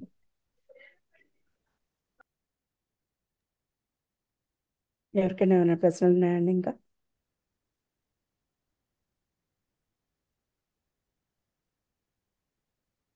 Prabhuji, నాకు చిన్న డౌట్ ఏంటంటే, ఆ, ఈ సంతృప్తి గురించి చెప్తున్నారు కదా షడప్రభుపాల్ గారు లాస్ట్ శ్లోకంలో. సో మనం ఎంత సంతృప్తిగా ఉంటామో దాన్ని బట్టే మన సాధన కూడా ఉంటుందంటారా? యా, అంటే అంటే ఎఫెక్ట్ అవుతుందంటారా మన మన సాటిస్ఫాక్షన్ లెవెల్స్? అంటే మీరు ఆ, అంటే ఎక్కువ ఫోకస్ చేయలేము సాధన మీద, అంటే మనం ఎంత సంతృప్తిగా ఉన్నాము, దేని గురించి ఎక్కువ ఆరాట పడకుండా భౌతిక విషయాల్లో, అది ఎట్లా ఎఫెక్ట్ చూపిస్తుంది అంటారా ప్రభుజీ? యా, డెఫినెట్లీ ఎఫెక్ట్ ఉంటుంది మరి. 2 వేస్, 2 విధాలుగా ఆలోచించవచ్చు. ఒకటేమో మనకి ఈ సంతృప్తి మైండ్ యొక్క ఆస్టరిటీ అని చెప్తారు. ఆస్టరిటీ మోడ్ ఆఫ్ గుడ్నెస్ చెప్పినప్పుడు మైండ్ ఆస్టరిటీ సంతృప్తి అని చెప్తారు ప్రభుపాల్ వారు. కృష్ణుడు భగవద్గీతలో 17th చాప్టర్లో చెప్తారు. సో ఈ సంతృప్తి పడటం కూడా, అది సంతృప్తి లేదనుకో, సంతృప్తి ఎట్లా వస్తుంది? మోడ్ ఆఫ్ గుడ్నెస్లో, సత్వగుణంలో వస్తుంది అనమాట. మోడ్ ఆఫ్ ప్యాషన్ రజోగుణంలో ఏంటంటే నాకు అది కావాలి, ఇది కావాలి, ఇది కావాలి అని ఉంటుంది అనమాట. హ్యాంకరింగ్ అంటారు అనమాట అది. తర్వాత మోడ్ ఆఫ్ ఇగ్నోరెన్స్ ఏమో లామెంటేషన్. అయ్యో నాకు అట్లా అయిపోయింది నా లైఫ్లో, అయ్యో నాకు మన వాళ్ళు ఇట్లా హాని చేస్తారే అని పాస్ట్ గురించి ఆలోచించుకోవడం అనమాట, బాధపడిపోవడం. సో ఈ రెండు లేకుండా మనం సంతృప్తి ఉంటే అది హైయర్ క్వాలిటీ అనమాట. దానివల్ల మనం ఫ్యూచర్ గురించి ఆలోచించి బాధపడట్లేదు, ఆరాటపడలేదు, లేకపోతే పాత వాటి గురించి లామెంట్ కూడా చేయట్లేదు అనమాట. అందుకని అప్పుడు సత్వగుణంలో ఉంటే మనం సాధన మంచిగా చేయొచ్చు కదా, అట్లా ఒకటి అర్థం చేసుకోవచ్చు మరి. ఇంకోటి ఏంటంటే మనం సాధన చేసేటప్పుడు మనం ఎప్పుడు, ఫర్ ఎగ్జాంపుల్ నాకు ఆమ్, ఈ కారు కావాలని, ఒక పర్టికులర్ కారు కావాలని అనుకో, నేను స్టాండింగ్ చేసేటప్పుడు నాకు అదే గుర్తొస్తుంది, అదే గుర్తొస్తుంది. సో అప్పుడు నేనేంటి, ఇంకా నేను చాంటింగ్ చేసుకోలేను అనమాట. ఎందుకంటే చాంటింగ్ చేయడం ఏంటి, మనం భగవంతుని ప్రే చేస్తున్నాం. నాకు కృష్ణ ప్రేమ మరి కృష్ణ ప్లీజ్ హెల్ప్ చేయి, నాకు కృష్ణ ప్రేమలకి భక్తులు మంచి చేసుకోవడానికి హెల్ప్ చేయి అని ప్రే చేస్తున్నాం యాక్చువల్గా. కానీ నేను కారు గురించి ఆలోచిస్తుంటే ఆ సాధన మంచి కాదనమాట. కానీ నాకు ఆల్రెడీ ఏదో కారు ఉంది అనుకో, దాంతో తృప్తిగా ఉన్నాను అనుకో, దెన్ ఇంకా అప్పుడు సాధన మంచిగా చేసుకోవచ్చు అనమాట. అట్లా మాది బేసికలీ. Make sense? ప్రభుజీ, thank you, nice example. Welcome. Hare Krishna ప్రభుజీ. సారీ ప్రభుజీ, ఒక క్వశ్చన్ ఉంది, అడగొచ్చా? షూర్ మది, అడిగాను. యా. ఇప్పుడు మనము టెంపుల్లో సర్వీస్ అన్నా ఎక్కడైనా సర్వీస్ చేసినప్పుడు మనకు ఒక తృప్తి, ఓకే నేను చేస్తున్నా అని ఒక సాటిస్ఫాక్షన్ వస్తుంది. కానీ మనకన్నా ఎక్కువ చేస్తారు కదా డివోటీస్, వాళ్ళకి ఇంకా ఎక్కువ ఉంటది కదా ప్రభుజీ. అయితే మనము ఈ సాటిస్ఫాక్షన్ ని అహంకారంలోకి రాకుండా మనం ఎట్లా ఎట్లా కంట్రోల్ చేసుకోవాలి ప్రభుజీ? వెరీ నైస్ క్వశ్చన్ మరి, నైస్. ఇది మనం సర్వీస్ చేస్తే సాటిస్ఫాక్షన్ వస్తుంది కదా, అప్పుడు 2 థింగ్స్ అర్థం చేసుకోవాలన్నమాట. ఒకటేమో మనం సర్వీస్ చేసిన వల్ల మనకి సాటిస్ఫాక్షన్ ఎందుకు వచ్చింది, ఎందుకంటే భగవంతుడు కొంచెం ప్లీజ్ అయ్యాడు కాబట్టి. అందుకని భగవంతుడు నాకు సాటిస్ఫాక్షన్ ఇచ్చారు. అందుకని thank you so much Krishna for accepting my service. Thank you so much Krishna, నా సేవ యాక్సెప్ట్ చేశారు అని కృతజ్ఞత పెంచుకోవాలి భగవంతుడి మీద, నంబర్ 1. నంబర్ 2, ఆ సేవ చేసే అవకాశం ఎందుకు వచ్చింది మనకి ఆ సేవ ఎవరో అడిగారు మనల్ని మీరు చేస్తారా, లేకపోతే మనకి సేవ ఇచ్చారు ఎవరో. సో వాళ్ళ వల్ల వచ్చింది మనకి సేవ, నంబర్ 1. నంబర్ 2, ఆ సేవ చేయాలంటే నా చేతులు యూజ్ చేసి చేశాను, కొంచెం మైండ్ బుద్ధి యూజ్ చేసి చేశాను. ఈ బుద్ధి, ఆలోచన తర్వాత చేతులు, శక్తి, ఇవి ఎవరిచ్చారు మనకి? భగవంతుడు ఇచ్చాడు, కృష్ణుడు. సో నాకు ఇచ్చిన శక్తి వల్ల, నాకు ఇచ్చిన ఎబిలిటీ వల్ల నేను భగవంతుడు సేవ చేయగలిగాను. సో అందుకని కృష్ణ, థ్యాంక్ యూ, నువ్వు నాకు శక్తి ఇచ్చావు కాబట్టి నీకు సేవ చేయగలిగాను ఇవాళ. Thank you so much. అట్లా కృతజ్ఞత పెంచుకోవాలన్నమాట. అట్లాగే ఎవరైతే డివోటీ సేవ ఇచ్చారో వాళ్ళ మీద కృతజ్ఞత పెంచుకోవాలన్నమాట మనం. సో ఎందుకంటే వాళ్ళకి 50 డివోటీలు ఉన్నారు టెంపుల్లో, మనకే ఎందుకు ఇవ్వాలనిపించింది వాళ్ళకి సేవ? అది భగవంతుడి దయ, వాళ్ళ దయ అనమాట. సో అప్పుడు వాళ్ళ మీద కూడా కృతజ్ఞత పెంచుకోవాలన్నమాట. ఇట్లా మనం చేయగలిగిన శక్తి, చేయగలిగిన అవకాశము భగవంతుడి దయ వల్ల, భక్తుల దయ వల్ల వచ్చింది కాబట్టి నా నా గ్రేట్నెస్ కాదు అని అర్థం చేసుకుంటే అప్పుడు కృతజ్ఞత భావంలో ఉంటాము. తర్వాత మనం హంబుల్గా ఉండొచ్చు అనమాట. అప్పుడు అప్పుడు గర్వం తెచ్చుకోలేము అనమాట. అట్లా మేక్ సెన్స్ మతి? Yes Prabhuji, thank you so much. Class కూడా చాలా బాగుంది ప్రభుజీ. వెల్కమ్ మతి, థ్యాంక్ యూ. ప్రభుజీ, ఈ టాపిక్ మీద, సర్వీసెస్ టాపిక్ మీద మనము మనకు ఎంత అవకాశం వస్తే అంత చేయడము, ఆర్ లేకపోతే మనం దానికోసం ఆరాట పడిపోయి, అంటే సీనియర్ డివోటీస్ వెనకాల పడి నాకు సర్వీస్ ఇవ్వండి అని అడగడము, లేకపోతే ఎక్కువ మనమే చేసేయాలి అన్న ఇది ప్యాషనేట్గా ఉండడము, ఇలాంటి క్వాలిటీస్ ఎట్లా కంట్రోల్ చేసుకోవాలంటారు ప్రభుజీ? అంటే కొన్నిసార్లు మనకి ఏంటంటే అన్నిట్లోనూ మన కాలు పెట్టాలని అనిపిస్తుంది, అన్ని సర్వీసుల్లోనూ. మన మన కెపాసిటీ ఏంటి అనేది కాకుండా ఈ ఒకవేళ డ్రెస్సింగ్ చేయాలనిపిస్తుంది, కుకింగ్ చేయాలనిపిస్తుంది, ఇంకా పూజారి సర్వీస్ ఆర్ ఇంకేదైనా వేరే ఫెస్టివల్ సర్వీస్, అన్నిట్లోనూ మనం ఉండాలి అని అనిపిస్తుంది. కానీ అది ఏంటంటే ప్రాక్టికల్గా అన్నిసార్లు పాసిబుల్ కాదు కదా, అండ్ వేరే వాళ్ళకి కూడా ఛాన్స్ ఇవ్వాలి కదా మనం. సో ఇలాంటి అన్నీ మనం ఎట్లా మైండ్ఫుల్గా ఉండాలి ప్రభుజీ? ఎక్కడ మనం ఒక లైన్ గీసుకోవాలి? లాస్ట్లో ఏమన్నారు కృతి? అదే ఎక్కడ ఒక లైన్ మార్క్ చేసుకోవాలి ప్రభుజీ? అంటే ఇంతకన్నా నేను, అంటే నా కెపాసిటీ ఇంత అని డిసైడ్ అవ్వడము, ఆర్ లేకపోతే వేరే వాళ్ళకు కూడా ఛాన్స్ ఇద్దాం, అన్నిట్లో మనమే ఎందుకు అని, ఇలాంటిది అది ఎలా ప్రభుజీ? వెరీ నైస్ మతే. 2 బ్రాడ్ థింగ్స్ డిస్కస్ చేయొచ్చు దీని మీద. సో ఫస్ట్ ఆఫ్ ఆల్ మనకి సేవ చేయాలని ఈగర్నెస్ ఉండటం మంచిదే. కుతూహలంగా చేయాలి, సేవ చేయాలి అనుకోవడం తప్పులేదు, అది నెంబర్ 1. నెంబర్ 2, అది కృష్ణుడు చెప్తారు కదా, సత్వగుణం, రజోగుణం, తమోగుణం ఎలా పనిచేస్తాయి అనేసి. సో అట్లాగే మనకి ఆ రజోగుణం ఎలా పనిచేస్తుందంటే, నేనే ఎక్కువ సేవ చేయాలి, అప్పుడు అందరు నన్ను మంచి భక్తుడు అనుకుంటారు, నేనే గ్రేట్ భక్తుడు అనుకుంటారు. అది రజోగుణం వస్తుంది అనమాట. రజోగుణం ఆశ అనమాట అది మనకి. నేను అందరూ అప్పుడు ఈ ప్రభు చాలా సేవ చేస్తారు దీనికి అనుకోవాలి. అట్లా రజోగుణం వెళ్ళకుండా చూసుకోవాలి మనం. నెంబర్ 1 ఆలోచించుకోవాలి. నెంబర్ 2, తమోగుణం. తమోగుణం అంటే ఏంటి? వాళ్ళకి ఈ సేవ రాకూడదు, అందుకని నేనే చేస్తాను ఆ సేవ అని వాళ్ళకి హాని కలిగించడం కోసం మనం సేవ చేయడం అనమాట. అది కూడా మంచిది కాదన్నమాట మనకి. అది సత్వగుణంలో అండ్ బియాండ్ భక్తి మార్గంలో మన సేవ ఎలా చేయాలంటే, నేను సేవ చేయడానికి రెడీగా ఉన్నాను, కానీ not at the cost of somebody else.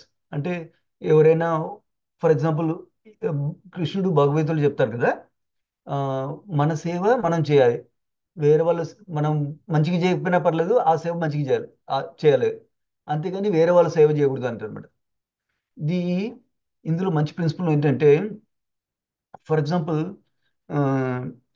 నాకు వంట చేయడం బాగొచ్చు, కానీ నాకు డీటీ వర్షిప్ చేయడం రాదు. సో నేను వంట చేయడంతో సాటిస్ఫై అవుతాను అనమాట, భగవంతుడికి వంట చేయడం సాటిస్ఫై అవుతాను. సో వేరే వాళ్ళేమో డీటీ వర్షిప్తో సాటిస్ఫై అవుతారు.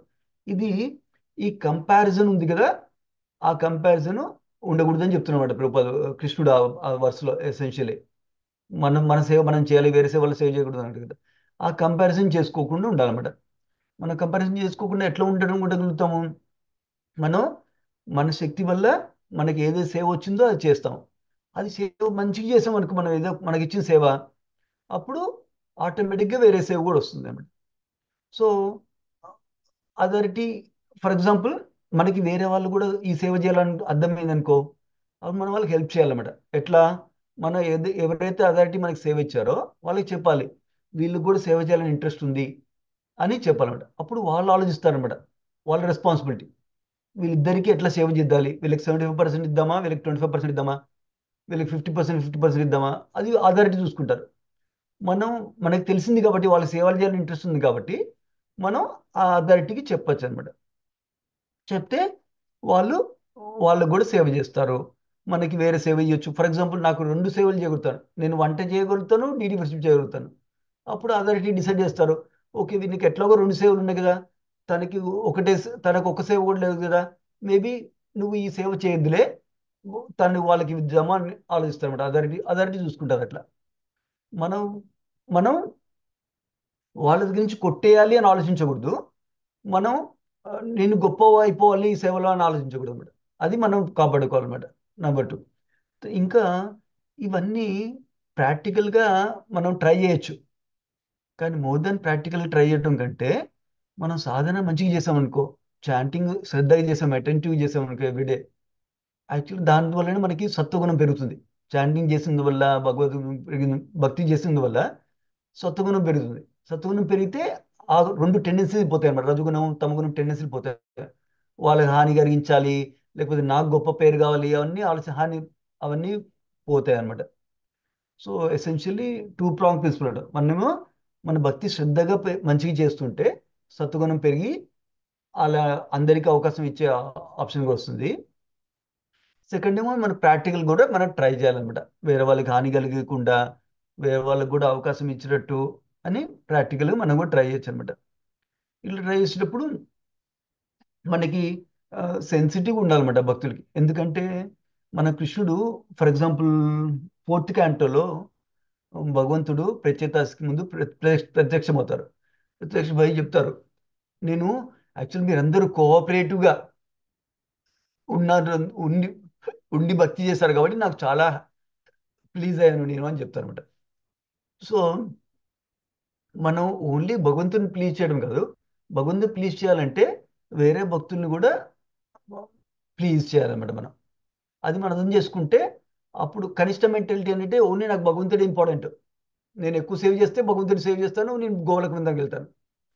కానీ మధ్యమ మెంటాలిటీ, మధ్యమ కాన్షియస్నెస్ ఏంటంటే నేను సేవ చేయాలి భగవంతుడికి, వేరే వాళ్ళతో ఫ్రెండ్షిప్స్ ఉంచుకోవాలి, వేరే వాళ్ళ ఇన్నోసెంట్ వాళ్ళకి మెర్సీ ఇవ్వాలి, ఎవరైతే ఎన్వియస్ ఉన్న వాళ్ళని అవాయిడ్ చేయాలి.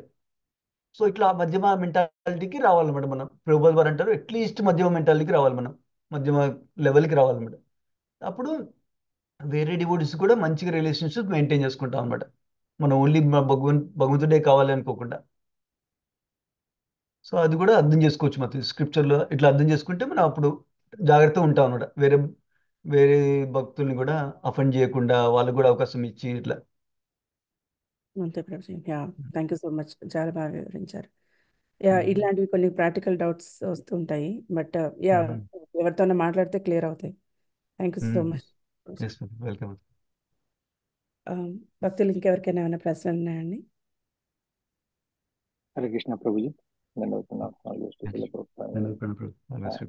ప్రభుజీ, ఇందాక యుక్త వైరాగ్యం గురించి మాట్లాడుతూ ఎగ్జాంపుల్స్ ఇచ్చిన దాంట్లో మనం ఏదైతే భగవంతుడికి సేవ కోసం వాడేంత వరకు పడుకుంటే అది యుక్త వైరాగ్యం అవుతుంది అన్నారు.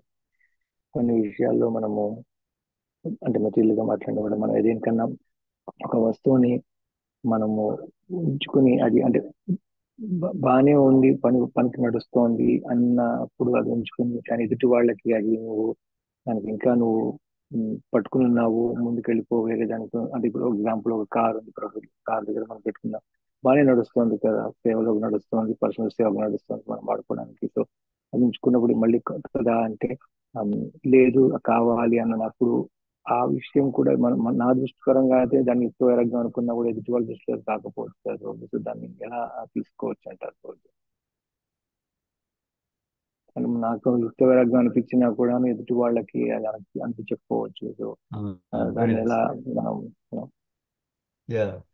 సో ఇంపార్టెంట్ ప్రిన్సిపల్ ఏంటంటే ఇక్కడ మనకి మన ఫైనల్ గోల్ ఏంటి? మనకు కృష్ణ ప్రేమ రావాలి, మనం భగవంతుడి సేవలో ఉండాలి, ఫైనల్ గోల్ కదా. సో అంటే దానికి మనం కృష్ణుని ప్లీజ్ చేయాలి ఎప్పుడు, అది మన ఫైనల్ గోల్. సో కృష్ణుడికి మన హార్ట్లో ఉన్నది ఎగ్జాక్ట్గా తెలుసు అనమాట. సో కానీ పక్కన ఉన్న వాళ్ళకి తెలియదు, అది అది డ్రాబ్యాక్.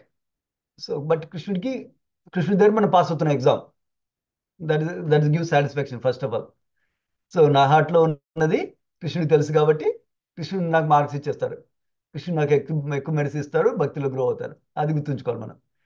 తర్వాత వేరే వాళ్ళు మ్, మనం ఇంతవరకు చేయట్లేదు, మనం ఎంజాయ్ చేస్తున్నాం అనుకోవచ్చు.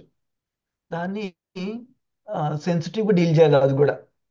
సో ఒక ఒక టూ ఆపోజిట్స్ వెళ్ళొచ్చు. ఒకటి ఏంటంటే నేను వేరే వాళ్ళని పట్టించుకోను అసలు, నేను ఏం కావాలంటే అది చేస్తాను లైఫ్లో, అది ఒక ఆపోజిట్ స్పెక్ట్రమ్. ఇంకో ఎక్స్ట్రీమ్ ఏంటంటే ఓ వాళ్ళు ఇట్లా అనుకుంటారు కాబట్టి నేను అది చేయను, అది ఎక్స్ట్రీమ్ అనమాట. సో కానీ మధ్యలో చూసుకోవాలన్నమాట. సో మనం కేర్ఫుల్గా, అంటే ఫర్ ఎగ్జాంపుల్ ఎందుకు మధ్యలో చూసుకోవాలంటే, ఫర్ ఎగ్జాంపుల్ మనం అందరం ప్రీచింగ్ చేద్దాం అనుకుంటున్నాం. ప్రీచింగ్ చేద్దాం అనుకుంటే సో ఈ బ్యాడ్ రెప్యుటేషన్ హెల్ప్ఫుల్ కాదు మనకి ఐదర్ సైడ్. సో అందుకని ఆ, ఎవరిని పట్టించుకోకుండా ఉంటే కూడా అది అందరికీ నచ్చదు.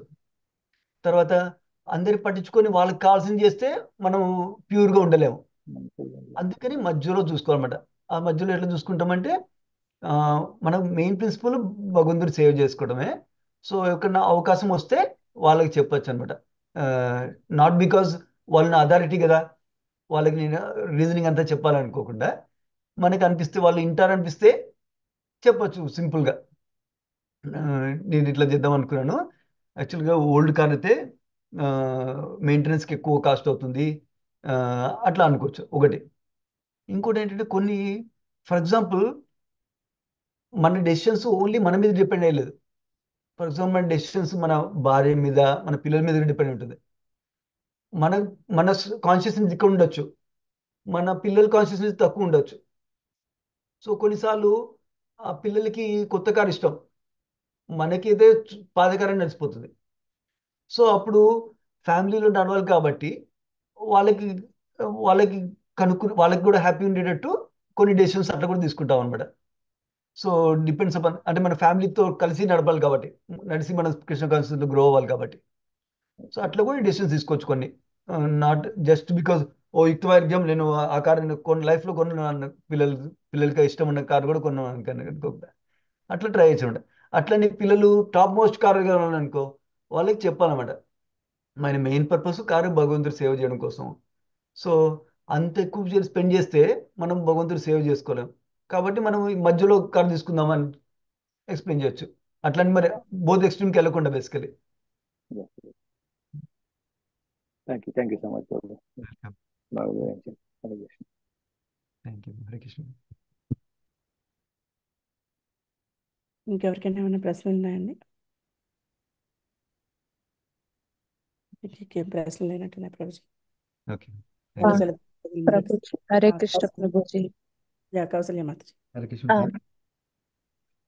ప్రభుజీ నాకు ప్రసాదం లో డౌట్స్ ఉన్నాయి. ఆ, ఎలా అంటే ఆ, మ్, ప్రసాదం అంటే ఆ, మనం చేసిన ప్రతిదీ దేవుడికి పెడితే, దేవుడికి విగ్రహం దగ్గర చూపిస్తే అది ప్రసాదం అవుతుంది అంటున్నారు కదా.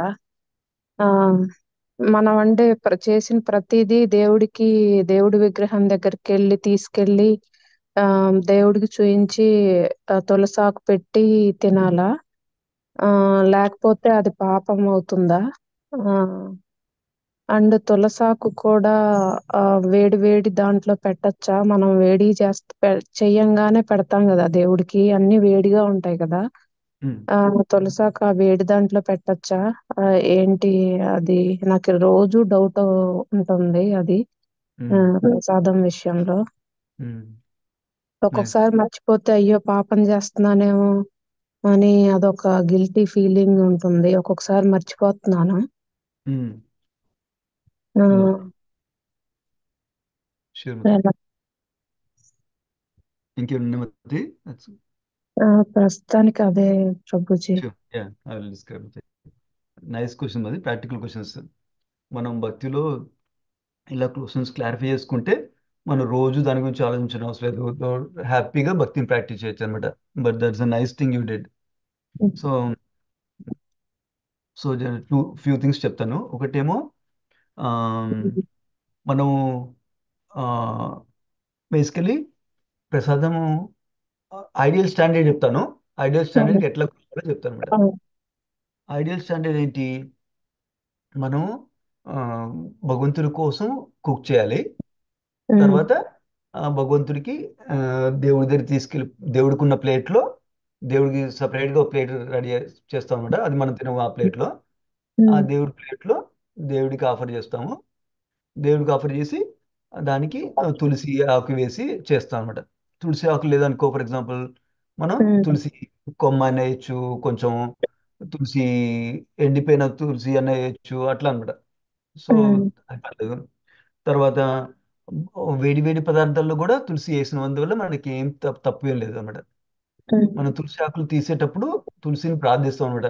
మరియు తులసిదేవి, నేను నీ ఆకులు తుంచుతున్నాను, ఆ, అది భగవంతుడికి అర్పించడం కోసం తీసుకుంటున్నాను, ప్లీజ్ నన్ను క్షమించు, నీకు నొప్పి కలిగించినందుకు అని ప్రార్థించి మనం తులసి ఆకు తీస్తాం అనమాట. తులసి తుంచుతాం అనమాట. అది ద్వాదశి రోజు తుంచకూడదు అనమాట. ఏకాదశి నెక్స్ట్ డే రోజు తుంచకూడదు, వేరే రోజు తుంచుకోవచ్చు.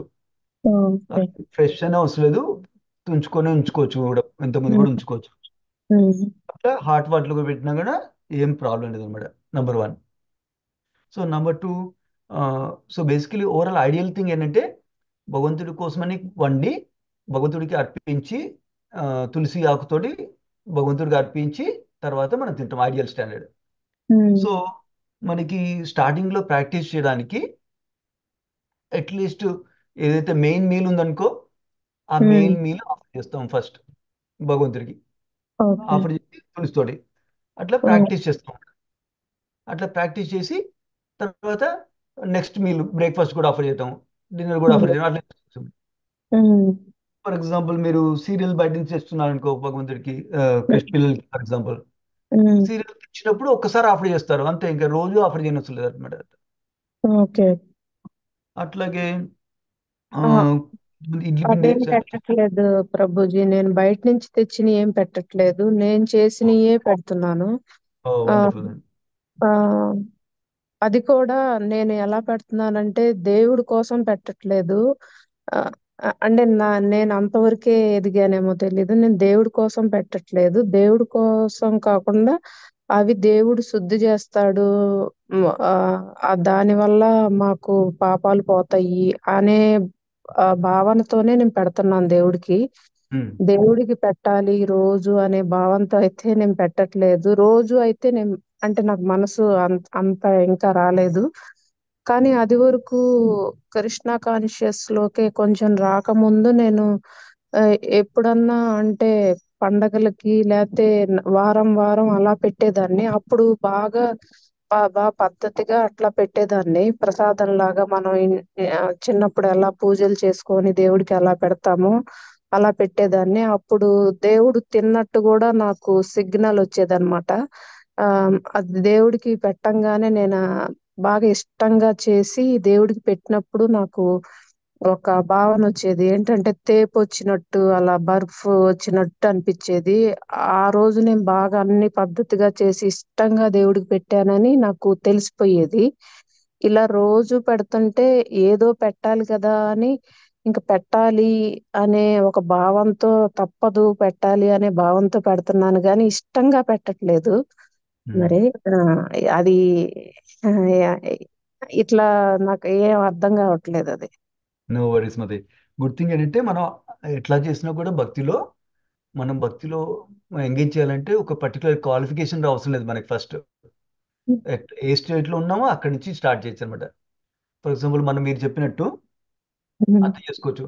నేను భగవంతుడికి ఆ, మనం ఫస్ట్ మనకి దొరికింది అనుకో, మనం ఇడ్లీ చేసాం అనుకో, ఇడ్లీలు ఫస్ట్ మనం తినకుండా భగవంతుడికి ఫస్ట్ భగవంతుడిని పెట్టాలి అని తీసుకెళ్తున్నాం కదా, అది భగవంతుడు అప్రిషియేట్ చేస్తారనమాట. అదే ఆ సింపుల్ యాక్ట్ నెంబర్ 1. నెంబర్ 2, భగవంతుడి దగ్గరికి భగవంతుడు తీసుకెళ్ళి పెడుతున్నందువల్ల శుద్ధిస్తున్నారు, ప్యూరిఫై చేస్తున్నారు. మంచిది అందుకని చేసినా కూడా భగవంతుడు అప్రిషియేట్ చేస్తారు. తర్వాత దానికంటే హైయర్ థింగ్ ఏంటంటే భగవంతుడు నాకు ఇచ్చారు. చాలా మందికి ఈ చేసుకునే అవకాశం లేదు, ఈ తిండి సరిగ్గా రెగ్యులర్ గా దొరకట్లేదు. నాకు ఇచ్చారు కాబట్టి నేను భగవంతుడు ఫస్ట్ ఇస్తున్నాను, తర్వాత నేను ఇంకోటి తింటాను. ఏంటో ఇంకొక భావన ఏంటంటే ప్రభుజీ, నేను భగవంతుడికి ఇచ్చే అంత దాన్న భగవంతుడు ఈ ఈ లోకాలన్నిటినీ చిటికిన వేలుతో ఎత్తగలడు. ఆయన శ్వాసతోనే మన ఇవన్నీ నడుస్తున్నాయి. నేను ఎంత అనే అసలు భగవంతుడికి నేను ఇవ్వాలా, ఇవన్నీ భగవంతుడే నాకు ఇస్తున్నాడు కదా అన్న భావన ఏర్పడింది. అయ్యి అందుకనే నేను దేవుడికి పెట్టాలి అని పెట్టట్లేదు. అంటే దేవుడు నా మీద ఆధారపడి లేడు, నేనే దేవుడి మీద ఆధారపడి ఉన్నాను అన్న భావన వచ్చింది. అదే కరెక్టే. అది కూడా మంచి భావమే, కాకపోతే దానికి ఇంకొక భావం కూడా యాడ్ చేయొచ్చు అనమాట. భక్తిలో ఒకటి ఇంపార్టెంట్ ప్రిన్సిపల్ ఏంటంటే ఇది ఇది లేకపోతే ఇది అని కాకుండా ఈ రెండు కలిపి చేయొచ్చు అనమాట. సో భగవంతుడు అన్ని ఇచ్చాడు నాకు. ప్రభుపాదులు ఒక ఎగ్జాంపుల్ చెప్తాను అనమాట దీనికి. ఫర్ ఎగ్జాంపుల్, చిన్నపిల్లలకి మనం డైలీ పాకెట్ మనీ ఇచ్చాం, లెట్స్ సే వీక్లీ $10 ఇస్తున్నాం పిల్లలకి pocket money for example. Then వాళ్ళు మదర్స్ డే వచ్చినప్పుడు, మన బర్త్డే వచ్చినప్పుడు, అమ్మగారి బర్త్డే వచ్చినప్పుడు వాళ్ళు తీసుకొచ్చి ఏదో కొనుక్కొచ్చి ఇస్తారు మీకు చిన్న. సో యాక్చువల్గా వాళ్ళు దేంతో కొనుక్కొచ్చారు? మనం ఇచ్చిన డబ్బులతో కొనుక్కొచ్చారు. కానీ మీకు చాలా ఆనందంగా ఉంటుంది కదా వాళ్ళు ఇచ్చిన దానికి. సో అట్లాగే ఇంకొక ఎగ్జాంపుల్ చెప్తారు. ఫర్ ఎగ్జాంపుల్, మనం లాలీపాప్ కొనిచ్చాం పిల్లలకి. అప్పుడు యాక్చువల్లీ నేను చాలా మంది పేరెంట్స్ దగ్గర చూస్తాను. ఫర్ ఎగ్జాంపుల్ ఐస్ క్రీమ్ కొనిస్తారు పిల్లలకి. అప్పుడు పిల్లలు అంటారు, మమ్మీ నువ్వు టేస్ట్ చేయి ఫస్ట్ అని ఇస్తారు. మన డబ్బులతో కొనిచ్చాం వాళ్ళకి. మనకు కావాలంటే ఇంకో ఐస్ క్రీమ్ కూడా కొనుక్కోవచ్చు, కానీ పిల్లలు మనతో షేర్ చేసుకోవాలనుకుంటారు. సో అప్పుడు మనకి హ్యాపీ ఉంటుందా? అట్లాగే భగవంతుడు కూడా అనమాట, తన కోసం షేర్ చేసుకుంటున్నాం మనం మనసులో నేను తింటాను నెక్స్ట్ అని, కానీ ఫస్ట్ షేర్ చేసుకుంటాను అనేసి. సో భగవంతుడు అట్లా ఇవ్వచ్చు. సో అట్లా భగవంతుడు యాక్సెప్ట్ చేస్తారు అనమాట. అది ఇంకొక 2 థింగ్స్ చెప్తాను మీకు. ఒకటి, మనం ఇది ఇది చేస్తే పాపమా, ఇది మిస్ అయిపోతే పాపమా, తులసి మిస్ చేస్తే పాపమా అని ఎక్కువ బాధపడకూడదు. ఎందుకంటే భగవంతుడికి అర్థమైపోతుంది మనకి జ్ఞాపక శక్తి ఎంత ఉందో. జ్ఞాపక శక్తి వల్ల మర్చిపోయి పెట్టలేదా, లేకపోతే మనం కేర్లెస్ గా పెట్టలేదా భగవంతుడికి తెలుసు ఆల్రెడీ హార్ట్లో. సో భగవంతుడు ఏమి పాపం రాదు దానివల్ల. సో మీరు ట్రై చేస్తుండే, రెగ్యులర్ ట్రై చేయండి. ఎట్లా ట్రై చేస్తారంటే, ఫర్ ఎగ్జాంపుల్, భక్తులు సిస్టమ్స్ క్రియేట్ చేసుకుంటారు అనమాట. సిస్టమ్ అంటే దేవుడి పళ్ళెం ఎక్కడుందో ఆ పళ్ళెం పక్కనే తులసి రెడీగా ఉంటుంది అనమాట. సో అప్పుడు మరి పళ్ళెం తీసుకునేటప్పుడు తులసి కూడా తీసుకోవచ్చు అనమాట. అట్లా సిస్టమ్ మీకు ఏది ఈజీగా ఉంటుందో గుర్తు చేసుకోవడానికి పెట్టుకుంటారు అనమాట సిస్టమ్. లేకపోతే కొంతమంది ఆచమన కప్ పక్కన తులసి పెట్టుకుంటారు. సో మీకు ఏది ఈజీ ఉంటుందో అది ఫాలో అవుతాం అనమాట. సో కానీ భగవంతుడికి ఏమి పాపము రావడము అట్లాంటి ఏమి బాధపడకండి మీరు. సో భగవంతుడు తెలుసు తనకి ఏది మర్చిపోయి చేస్తారో, ఏది ఎందుకులే ఇప్పుడు చేయడమో అని వదిలేస్తారో తెలుస్తుంది భగవంతుడికి. So it's okay. ఇంకొక లాస్ట్ థింగ్ చెప్తాను. మనకి ఇంకా చాలా ప్రాక్టికల్ విషయాలు తెలుసుకోవచ్చు ప్రసాదం గురించి, లేకపోతే డిఫరెంట్ భక్తి ప్రాక్టీస్ చేసేటప్పుడు. దానికి ఒక మెంటర్ ఉండాలన్నమాట మనకి దగ్గరలో. అంటే ఎనీ ప్రాక్టికల్ క్వశ్చన్ అడగచ్చు అనమాట. ఫర్ ఎగ్జాంపుల్, ఇడ్లీ పిండి చేసామనుకో, నేను ఒకసారి ఆఫర్ చేస్తే సరిపోతుందా, నేను 3 రోజులు తింటాం అది, ఇడ్లీ పిండి ఆఫర్ చేయాలా, ఒక రోజు ఆఫర్ చేస్తా, ఇలాంటి చిన్న చిన్న డౌట్లు కూడా తెలుస్తాయి అన్నమాట. క్లారిఫికేషన్ ఒక మెంటర్ ఉంటే వాళ్ళని రెగ్యులర్ గా మనం అడగచ్చు అనమాట ఇలాంటి డౌట్స్. అప్పుడు మీకు కొన్ని రోజుల తర్వాత మీకే అర్థమైపోతుంది మొత్తం. అప్పుడు మీకు తెలుస్తుంది బాగా. ఎక్సెన్స్ మతి. Thank you Prabhuji. హరే కృష్ణ. హరే కృష్ణ ప్రభుజీ, నాది అదే క్వశ్చన్ ఉండింది ప్రభుజీ. యాక్చువల్లీ మీరు ఇడ్లీ పిండి, దోశ పిండి, సో ఫస్ట్ టైం అయితే ఇలాగా ప్రసాదం లాగా ఆఫర్ చేస్తాం ప్రభుజీ. సెకండ్ డే, థర్డ్ డేకి అయితే ఊరికే అలాగా స్వామికి చూపించి కృష్ణార్పణం అనేసి తీసుకుంటాం. అంటే అప్పుడు తులసి వేసి పెట్టాలనిపించదు. సెకండ్ డే, థర్డ్ డే తిన్నప్పుడు same with the left overs. తినే ముందు అయితే కృష్ణార్పణం అనుకుంటాం లెఫ్ట్ ఓవర్స్ కి, కానీ అది మళ్ళీ పెట్టాం కదా ప్రభుజీ. కానీ చాలా సార్లు ఎస్టర్డేస్ కర్రీ అంటే ఐడియల్ గా తినకూడదు, కానీ ఇంకా మరి యుఎస్ లో పడేయలేం కదా. So left over curries, left over rice తిన్నప్పుడు ఊరికే అలాగా స్వామికి ఫోటోకి ఇలాగా కృష్ణార్పణం అనేసి తీసుకుంటాము. అది ఓకేనా Prabhuji? Thank you, very nice question. ఇది మనకి రెగ్యులర్ గా మెంటర్ ఉంటే ఇలాంటివి ఇంకా చాలా డౌట్స్ వస్తాయి. ఇలాంటివి అన్ని అడగొచ్చు అనమాట రెగ్యులర్ మెంటర్ తోటి. బట్ ఇవి అడ్రస్ చేస్తాను ఇప్పుడు. ఫర్ ఎగ్జాంపుల్, ఒక ఇంపార్టెంట్ ప్రిన్సిపల్ భక్తి రసాయన శుద్ధిలో చెప్తారనమాట. ఏంటంటే భగవంతుడికి ఒకసారి ఆఫర్ చేసినవి మళ్ళీ మనం ఆఫర్ చేయకూడదు అనమాట. So number 1. నంబర్ 2, వేరే వాళ్ళు వాడుకున్నవి మళ్ళీ భగవంతుడికి ఆఫర్ చేయకూడదు అనమాట మనం. సో ఫర్ ఎగ్జాంపుల్, ఎవరైనా ఫ్లవర్ ఆల్రెడీ స్మెల్ చేస్తారనుకో, అది తీసుకెళ్ళి మళ్ళీ భగవంతుడికి ఆఫర్ చేయకూడదు అనమాట మనం. అట్లా తర్వాత ఫ్లవర్స్ ఆల్రెడీ ఆఫర్ చేసిన భగవంతుడికి మళ్ళీ తీసేసి మళ్ళీ రేపు కూడా సేమ్ ఫ్లవర్స్ ఆఫర్ చేయకూడదు అనమాట. అట్లా అది ప్రిన్సిపల్. సో నా ఇది ఎట్లా ప్రసాదం దగ్గర ఎట్లా చేస్తామంటే, మనం టూ పార్ట్స్ అడిగారు మీరు క్వశ్చన్. రెండు చెప్తాను. ఒకటేమో ఈరోజు వండాము, మనం వండి భగవంతుడు క్లీన్గా వండాము, భగవంతుడికి ఆఫర్ చేస్తాము ఇవాళ. సో రేపు కూడా అదే తింటున్నాము. సో ఆల్రెడీ మనం భగవంతుడికి ఆఫర్ చేసాం కాబట్టి అది ప్రసాదం అయిపోయింది. సో ఇంకా ప్రసాదం మళ్ళీ భగవంతుడికి ఆఫర్ చేయమన్నమాట. సో భగవంతుడికి ఆఫర్ చేయకుండా మనం హ్యాపీగా తినొచ్చు. ఏంటి, నేను భగవంతుడికి ఆల్రెడీ నేను ఆఫర్ చేశాను, భగవంతుడు తినేశారు, సో నేను రెమినెట్స్ తినొచ్చు అని తినొచ్చు అనమాట. నంబర్ 1. సో భగవంతుడికి ఇవాళ మరి నేనైతే తింటున్నాను, భగవంతుడికి ఇవ్వలేమో ఇవ్వలేదు కదా. సో భగవంతుడికి ఏదో ఒకటి ఇవ్వచ్చు ఆ రోజు, ఫ్రూటో సంథింగ్ ఏదైనా భగవంతుడికి పెట్టచ్చు అనమాట అట్లీస్ట్ ఆ రోజు. సో అది ఫ్రెష్గా. So that's okay. దెన్ నేను ఆఫర్ చేశాను కాబట్టి ప్రసాదం ఏమీ బాధపడకుండా తినొచ్చు అనమాట. ప్రసాదం కాబట్టి నేను రేపు 2 days అయినా కూడా తినొచ్చు, మీ ఇష్టం, మీకు కుదురుతాయి. అది 1 ప్రిన్సిపల్. ఇంకోటి అడిగింది ఏంటంటే, లైక్ ఇడ్లీ పిండి, దోశల పిండి గురించి అడిగింది కదా. సేమ్ అది కూడా సేమ్గా ఫాలో అవ్వచ్చు. 1 ఆప్షన్. సెకండ్ ఆప్షన్ ఏంటంటే, కొంతమంది డివోటీస్ ఏం చేస్తారు, ఫర్ ఎగ్జాంపుల్ ఇడ్లీ పిండి రోజు ఉరబాలంటే కష్టం కదా, అందుకని చాలా చేసేస్తారు. చాలా చేసి కొంచెం తీసుకుంటారు, ఒకరోజు కొంచెం పిండి తీసుకుంటారు, కొంచెం పిండి తీసుకొని అందులో ఉప్పు కలుపుతారు, అది కొంచెం వాటర్ కలుపుతారు, వాటర్ కలిపి అందులో నుంచి భగవంతుడికి ఆఫర్ చేస్తారు ఈరోజు. సో అది అందులో నుంచి ఇడ్లీ చేసుకుంటారు వాళ్ళు. మళ్ళీ రేపటికి మళ్ళీ కొంచెం పిండి చేసుకుంటారు. ఇది ఈ ఆప్షన్ 2 ఎందుకు చెప్తున్నా అంటే, కొంతమంది డీటీస్ ఉంటారు కదా ఇంట్లో, వాళ్ళ డీటీస్కి రెగ్యులర్గా ఫ్రెష్గా చేస్తారు ఎవ్రీడే ఆఫరింగ్ అనమాట. ఎవ్రీడే ఆఫరింగ్ ఒకటి, మినిమం 1 ఆఫరింగ్ చేస్తారు అనమాట. అలాంటప్పుడు ఈ ఆప్షన్ 2 ఫాలో అవుతారనమాట. సో బేసికలీ మన కాన్షియస్నెస్ ఉంటుందన్నమాట. మనం ఆఫర్ చేసేటప్పుడు నేను ఇడ్లీ పిండి మొత్తం ఆఫర్ చేస్తున్నానా భగవంతుడికి, లేకపోతే ఈ కొంచెం ఆఫర్ చేస్తున్నానా, అది మన కాన్షియస్నెస్ బట్టి మనం చేస్తాం. అదే హోప్ఫుల్లీ దట్ హెల్ప్స్.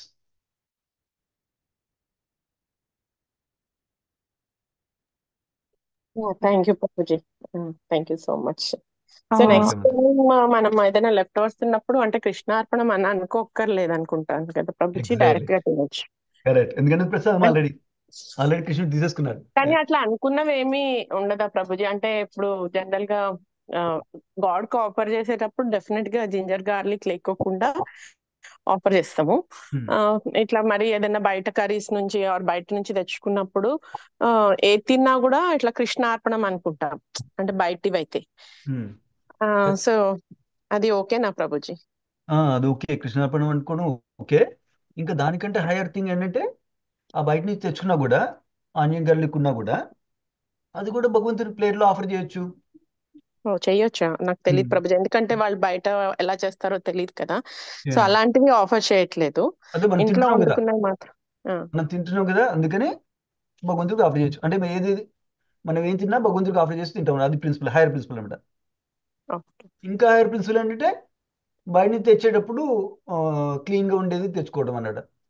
ఇంకా హైయర్ ప్రిన్సిపల్ మనమే ఎక్కువ వండుకోవడం అన్నమాట. అట్లా అది 1 కాదనమాట బేసికలీ. Thank you Prabhuji. ప్రసాదం అంటే చాలా క్వశ్చన్స్ వస్తాయి కానీ ఇంకా చాలా. Thank you so much Prabhuji. Hare Krishna. Hare Krishna Prabhuji. Again నేను కౌసల్య మాతాజీ. యశ్మతి. ఇడ్లీ అంటే దేవుడికి మనం ఏది తింటే అది పెట్టాలంటారు. మనం తినంది ఇడ్లీ పిండి, అది మనం ఇడ్లీ పిండి లాగా తినం కదా, దేవుడికి ఇడ్లీ పిండి ఎలా పెడతారు అది? నేను ఓవర్ సింప్లిఫై చేశాను మతి. నేను అంటే ఆ ఇడ్లీ పిండి పక్క తీసి దాంట్లో నుంచి ఇడ్లీలు చేసి తర్వాత దేవుడికి okay okay sorry okay correct. Okay but you got very thank good you. Principle. మనం ఎట్లా తింటామో అట్లా ఆఫర్ చేయాలి భగవంతుడికి. Correct, wonderful, that's very nice. Prabhuji, నాకు కూడా ఒక క్వశ్చన్ ఉంది. I know it is getting delayed, sorry. ప్రసాదం గురించే, మనం సాత్విక ఆహారమే నైవేద్యంగా పెట్టాలి కదా ప్రభుజీ. ఆనియన్ గార్లిక్ ఉండేది మనం వండుకున్నా కూడా అది పెట్టకూడదు కదా. అప్పుడు మనమే తినేటప్పుడు కృష్ణార్పణం అనుకొని తినొచ్చా, దండం పెట్టుకొని అలా? ఇదే ఈ ప్రిన్సిపల్ మనకి ఇంపార్టెంట్ అనమాట భక్తిలో నేర్చుకోవడం. ఏంటంటే 0 or 1 అని విన్నారేమో మీరు. అంటే 0కి 1కి మధ్యలో 0.1, 0.2, 0.3, 0.4 అట్లా 0.9, 1.0 దాకా ఉన్నాయి కదా. అట్లాగే సేమ్ ప్రిన్సిపల్ బ్లాక్ వైట్ మధ్యలో గ్రే కలర్స్ ఉంటాయి కదా. అట్లాగే ఆ ప్రిన్సిపల్ నేర్చుకోవాలి మనం. అంటే ఎప్పుడు అదే నేను చాంటింగ్ చేస్తాను మంచిగా. కొంతమంది ఉంటారు, నాకు ఫ్రెండ్స్ ఉన్నారు, నేను చాంటింగ్ శ్రద్ధగా అటెంటివ్గా చేయగలిగితే చేస్తాను, లేకపోతే మానేస్తాను చాంటింగ్. అట్లా అనమాట.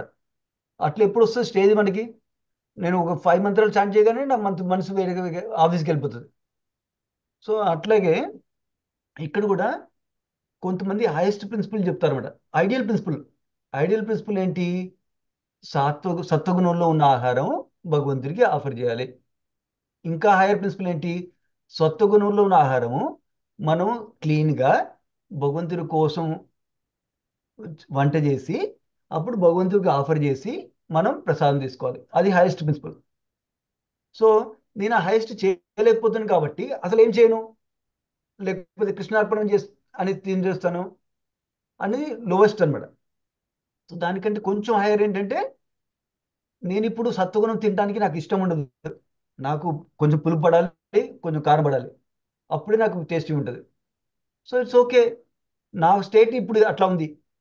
సో నేను ఏదో తినగలుగుతున్నానో అదే భగవంతుడికి ఆఫర్ చేస్తాను అని ఆఫర్ చేస్తాను అనమాట. అప్పుడు అది కృష్ణార్పణము కంటే ప్లేట్లో పెట్టి భగవంతుడి దగ్గర తీసుకెళ్తే కొంచెం ఎక్కువ పని చేస్తున్నావు కదా, కొంచెం భగవంతుడికి ఎక్కువ ప్రేమ చూపించినట్టు కదా అది చేస్తే. సో అప్పుడు భగవంతుడు స్వీకరిస్తాడనమాట అట్లా. సో సాత్వికాహారం కాకపోయినా మనం ప్రేమతో భగవంతుడికి పెట్టచ్చు అంటారనమాట. కరెక్ట్. మనం గ్రో అయ్యేదాకా కానీ గ్రో అవుతాం అన్నమాట. ఇక్కడే ఉంటామని అనుకోవద్దు, ఎప్పుడు గ్రో అవ్వాలి అనుకోవాలి. అది స్లోగా ఎట్లా గ్రో అవ్వాలి అంటే, కొంచెం పులుపు తగ్గిస్తాం, కొంచెం కారం తగ్గిస్తాం, స్లోగా గ్రో అవచ్చు. భగవంతుడు ఎక్స్ట్రా ఎఫర్ట్ అప్రిషియేట్ చేస్తామండి. ఓకే ప్రభుజీ, చాలా డీటెయిల్డ్ గా అన్ని మంచి క్వశ్చన్లు వేస్తున్నారు అందరూ. మీరు చాలా బాగా ఓపిక్ గా చెప్తున్నారు ప్రభుజీ, ధన్యవాదాలు. Thank you Mataji. నేను కూడా ఇట్లానే మాకు చాలా డౌట్లు ఉంటాయి కదా ఇట్లాగే. నేను మాకు మెంటర్ ఉంది అన్నమాట ఒక మాతాజీ. సో తన దగ్గర నేర్చుకున్నాం అట్లనే. సో ఇలాంటి చాలా డౌట్లు వస్తాయి మనకి. అందుకని మనకు ఒక రిలేషన్షిప్ ఉండాలి ఎవరితో, నన్ను ఒకరితో. సో వాళ్ళని ఎప్పుడు డౌట్ వచ్చినా కాల్ చేయొచ్చు.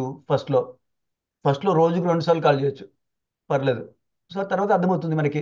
అప్పుడు ప్రిన్సిపల్ అర్థమైపోతే ఇంకా మళ్ళీ కాల్ చేయడం అవసరం లేదు అట్లా. ఎలా ప్రభుజీ మెంటర్ని ఎలా ఫైండ్ చేయడము, ఎలా దొరుకుతారు? Very nice Mataji. మెంటర్ అంటే జనరల్గా మెయిన్గా చూడాల్సింది అంటే, ఎవరైతే భక్తిలో మనకంటే ముందుకెళ్ళారో నంబర్ 1.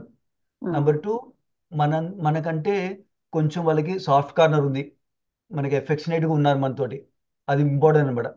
మనం నచ్చని వాళ్ళు మెంటర్ ఉంటే కష్టం కదా మనకి నచ్చాలి, మనకి మీద ఎఫెక్షనేట్ ఉండాలి. Second thing. థర్డ్ థింగ్, కొంచెం మెచ్యూర్ అండర్స్టాండింగ్ ఉండాలి వాళ్ళు. ఎట్లా, అది నువ్వు చాంటింగ్ మంచిగా చేస్తే చేయి, లేకపోతే వదిలేసే, అట్లాంటి వాళ్ళు కాదు మెంటర్ కాదు. మెచ్యూర్డ్గా బ్యాలెన్స్గా తీసుకోవాలి. అంటే ఫర్ ఎగ్జాంపుల్ నా పరిస్థితుల్లో నేను ఓన్లీ నైట్ టైం 11 గంటలకే చార్జ్ చేయగలుగుతాను. సో మెంటర్ అర్థం చేసుకొని ఓకే ఆ టైం అన్నా చేయి అని అర్థం చేసుకునే విధానం, మెచ్యూరిటీ ఉండాలి మేడం మెంటర్కి. అలాంటి వాళ్ళని చూసుకొని అలా మన కాంగ్రిగేషన్లో ఎవరైతే డివోటీ, ఫర్ ఎగ్జాంపుల్ ఎవరైనా భక్తి విషయ చేస్తున్నారో, ఎవరైనా సేవ చేస్తున్నారో వాళ్ళని చూడొచ్చు. చూసి ఇట్లా ట్రై చేయొచ్చు. 1-2 క్వశ్చన్లు వాళ్ళని అడగచ్చు. అడిగి ట్రై చేయాలన్నమాట. ట్రై చేస్తే తెలుస్తుంది వాళ్ళకి ఎట్లా. వాళ్ళు ఈ ఎక్స్ట్రీమ్ చెప్తారా, అసలు నువ్వు కారే వాడకూడదు, నడిసి వెళ్ళాలి అని చెప్పేవాళ్ళ, లేకపోతే 3 కార్లు వాడుకోవాలి, ఒకటి ఆఫీస్కి వెళ్ళడానికి, ఒకటి టెంపుల్కి వెళ్ళడానికి, ఒకటి షికార్కి వెళ్ళడానికి అని చెప్తారా, లేకపోతే బ్యాలెన్స్ ఉంటారు మధ్యలో. అట్లా టెస్ట్ చేయొచ్చు వాళ్ళు 3-4 క్వశ్చన్లు అడిగేసి. టెస్ట్ చేసి మెచ్యూర్డ్ బ్యాలెన్స్గా ఉన్నారు, వాళ్ళు భక్తి ప్రాక్టీస్ బాగా చేస్తున్నారు, అలాంటి వాళ్ళని సెలెక్ట్ చేసుకో. మన మీద ఆప్యాయత ఉంది, వాళ్ళకి ఎఫెక్షనేట్ ఉంది, అలాంటి వాళ్ళని సెలెక్ట్ చేసుకోవాలి. మరి అలాగే ప్రభుజీ. Thank you.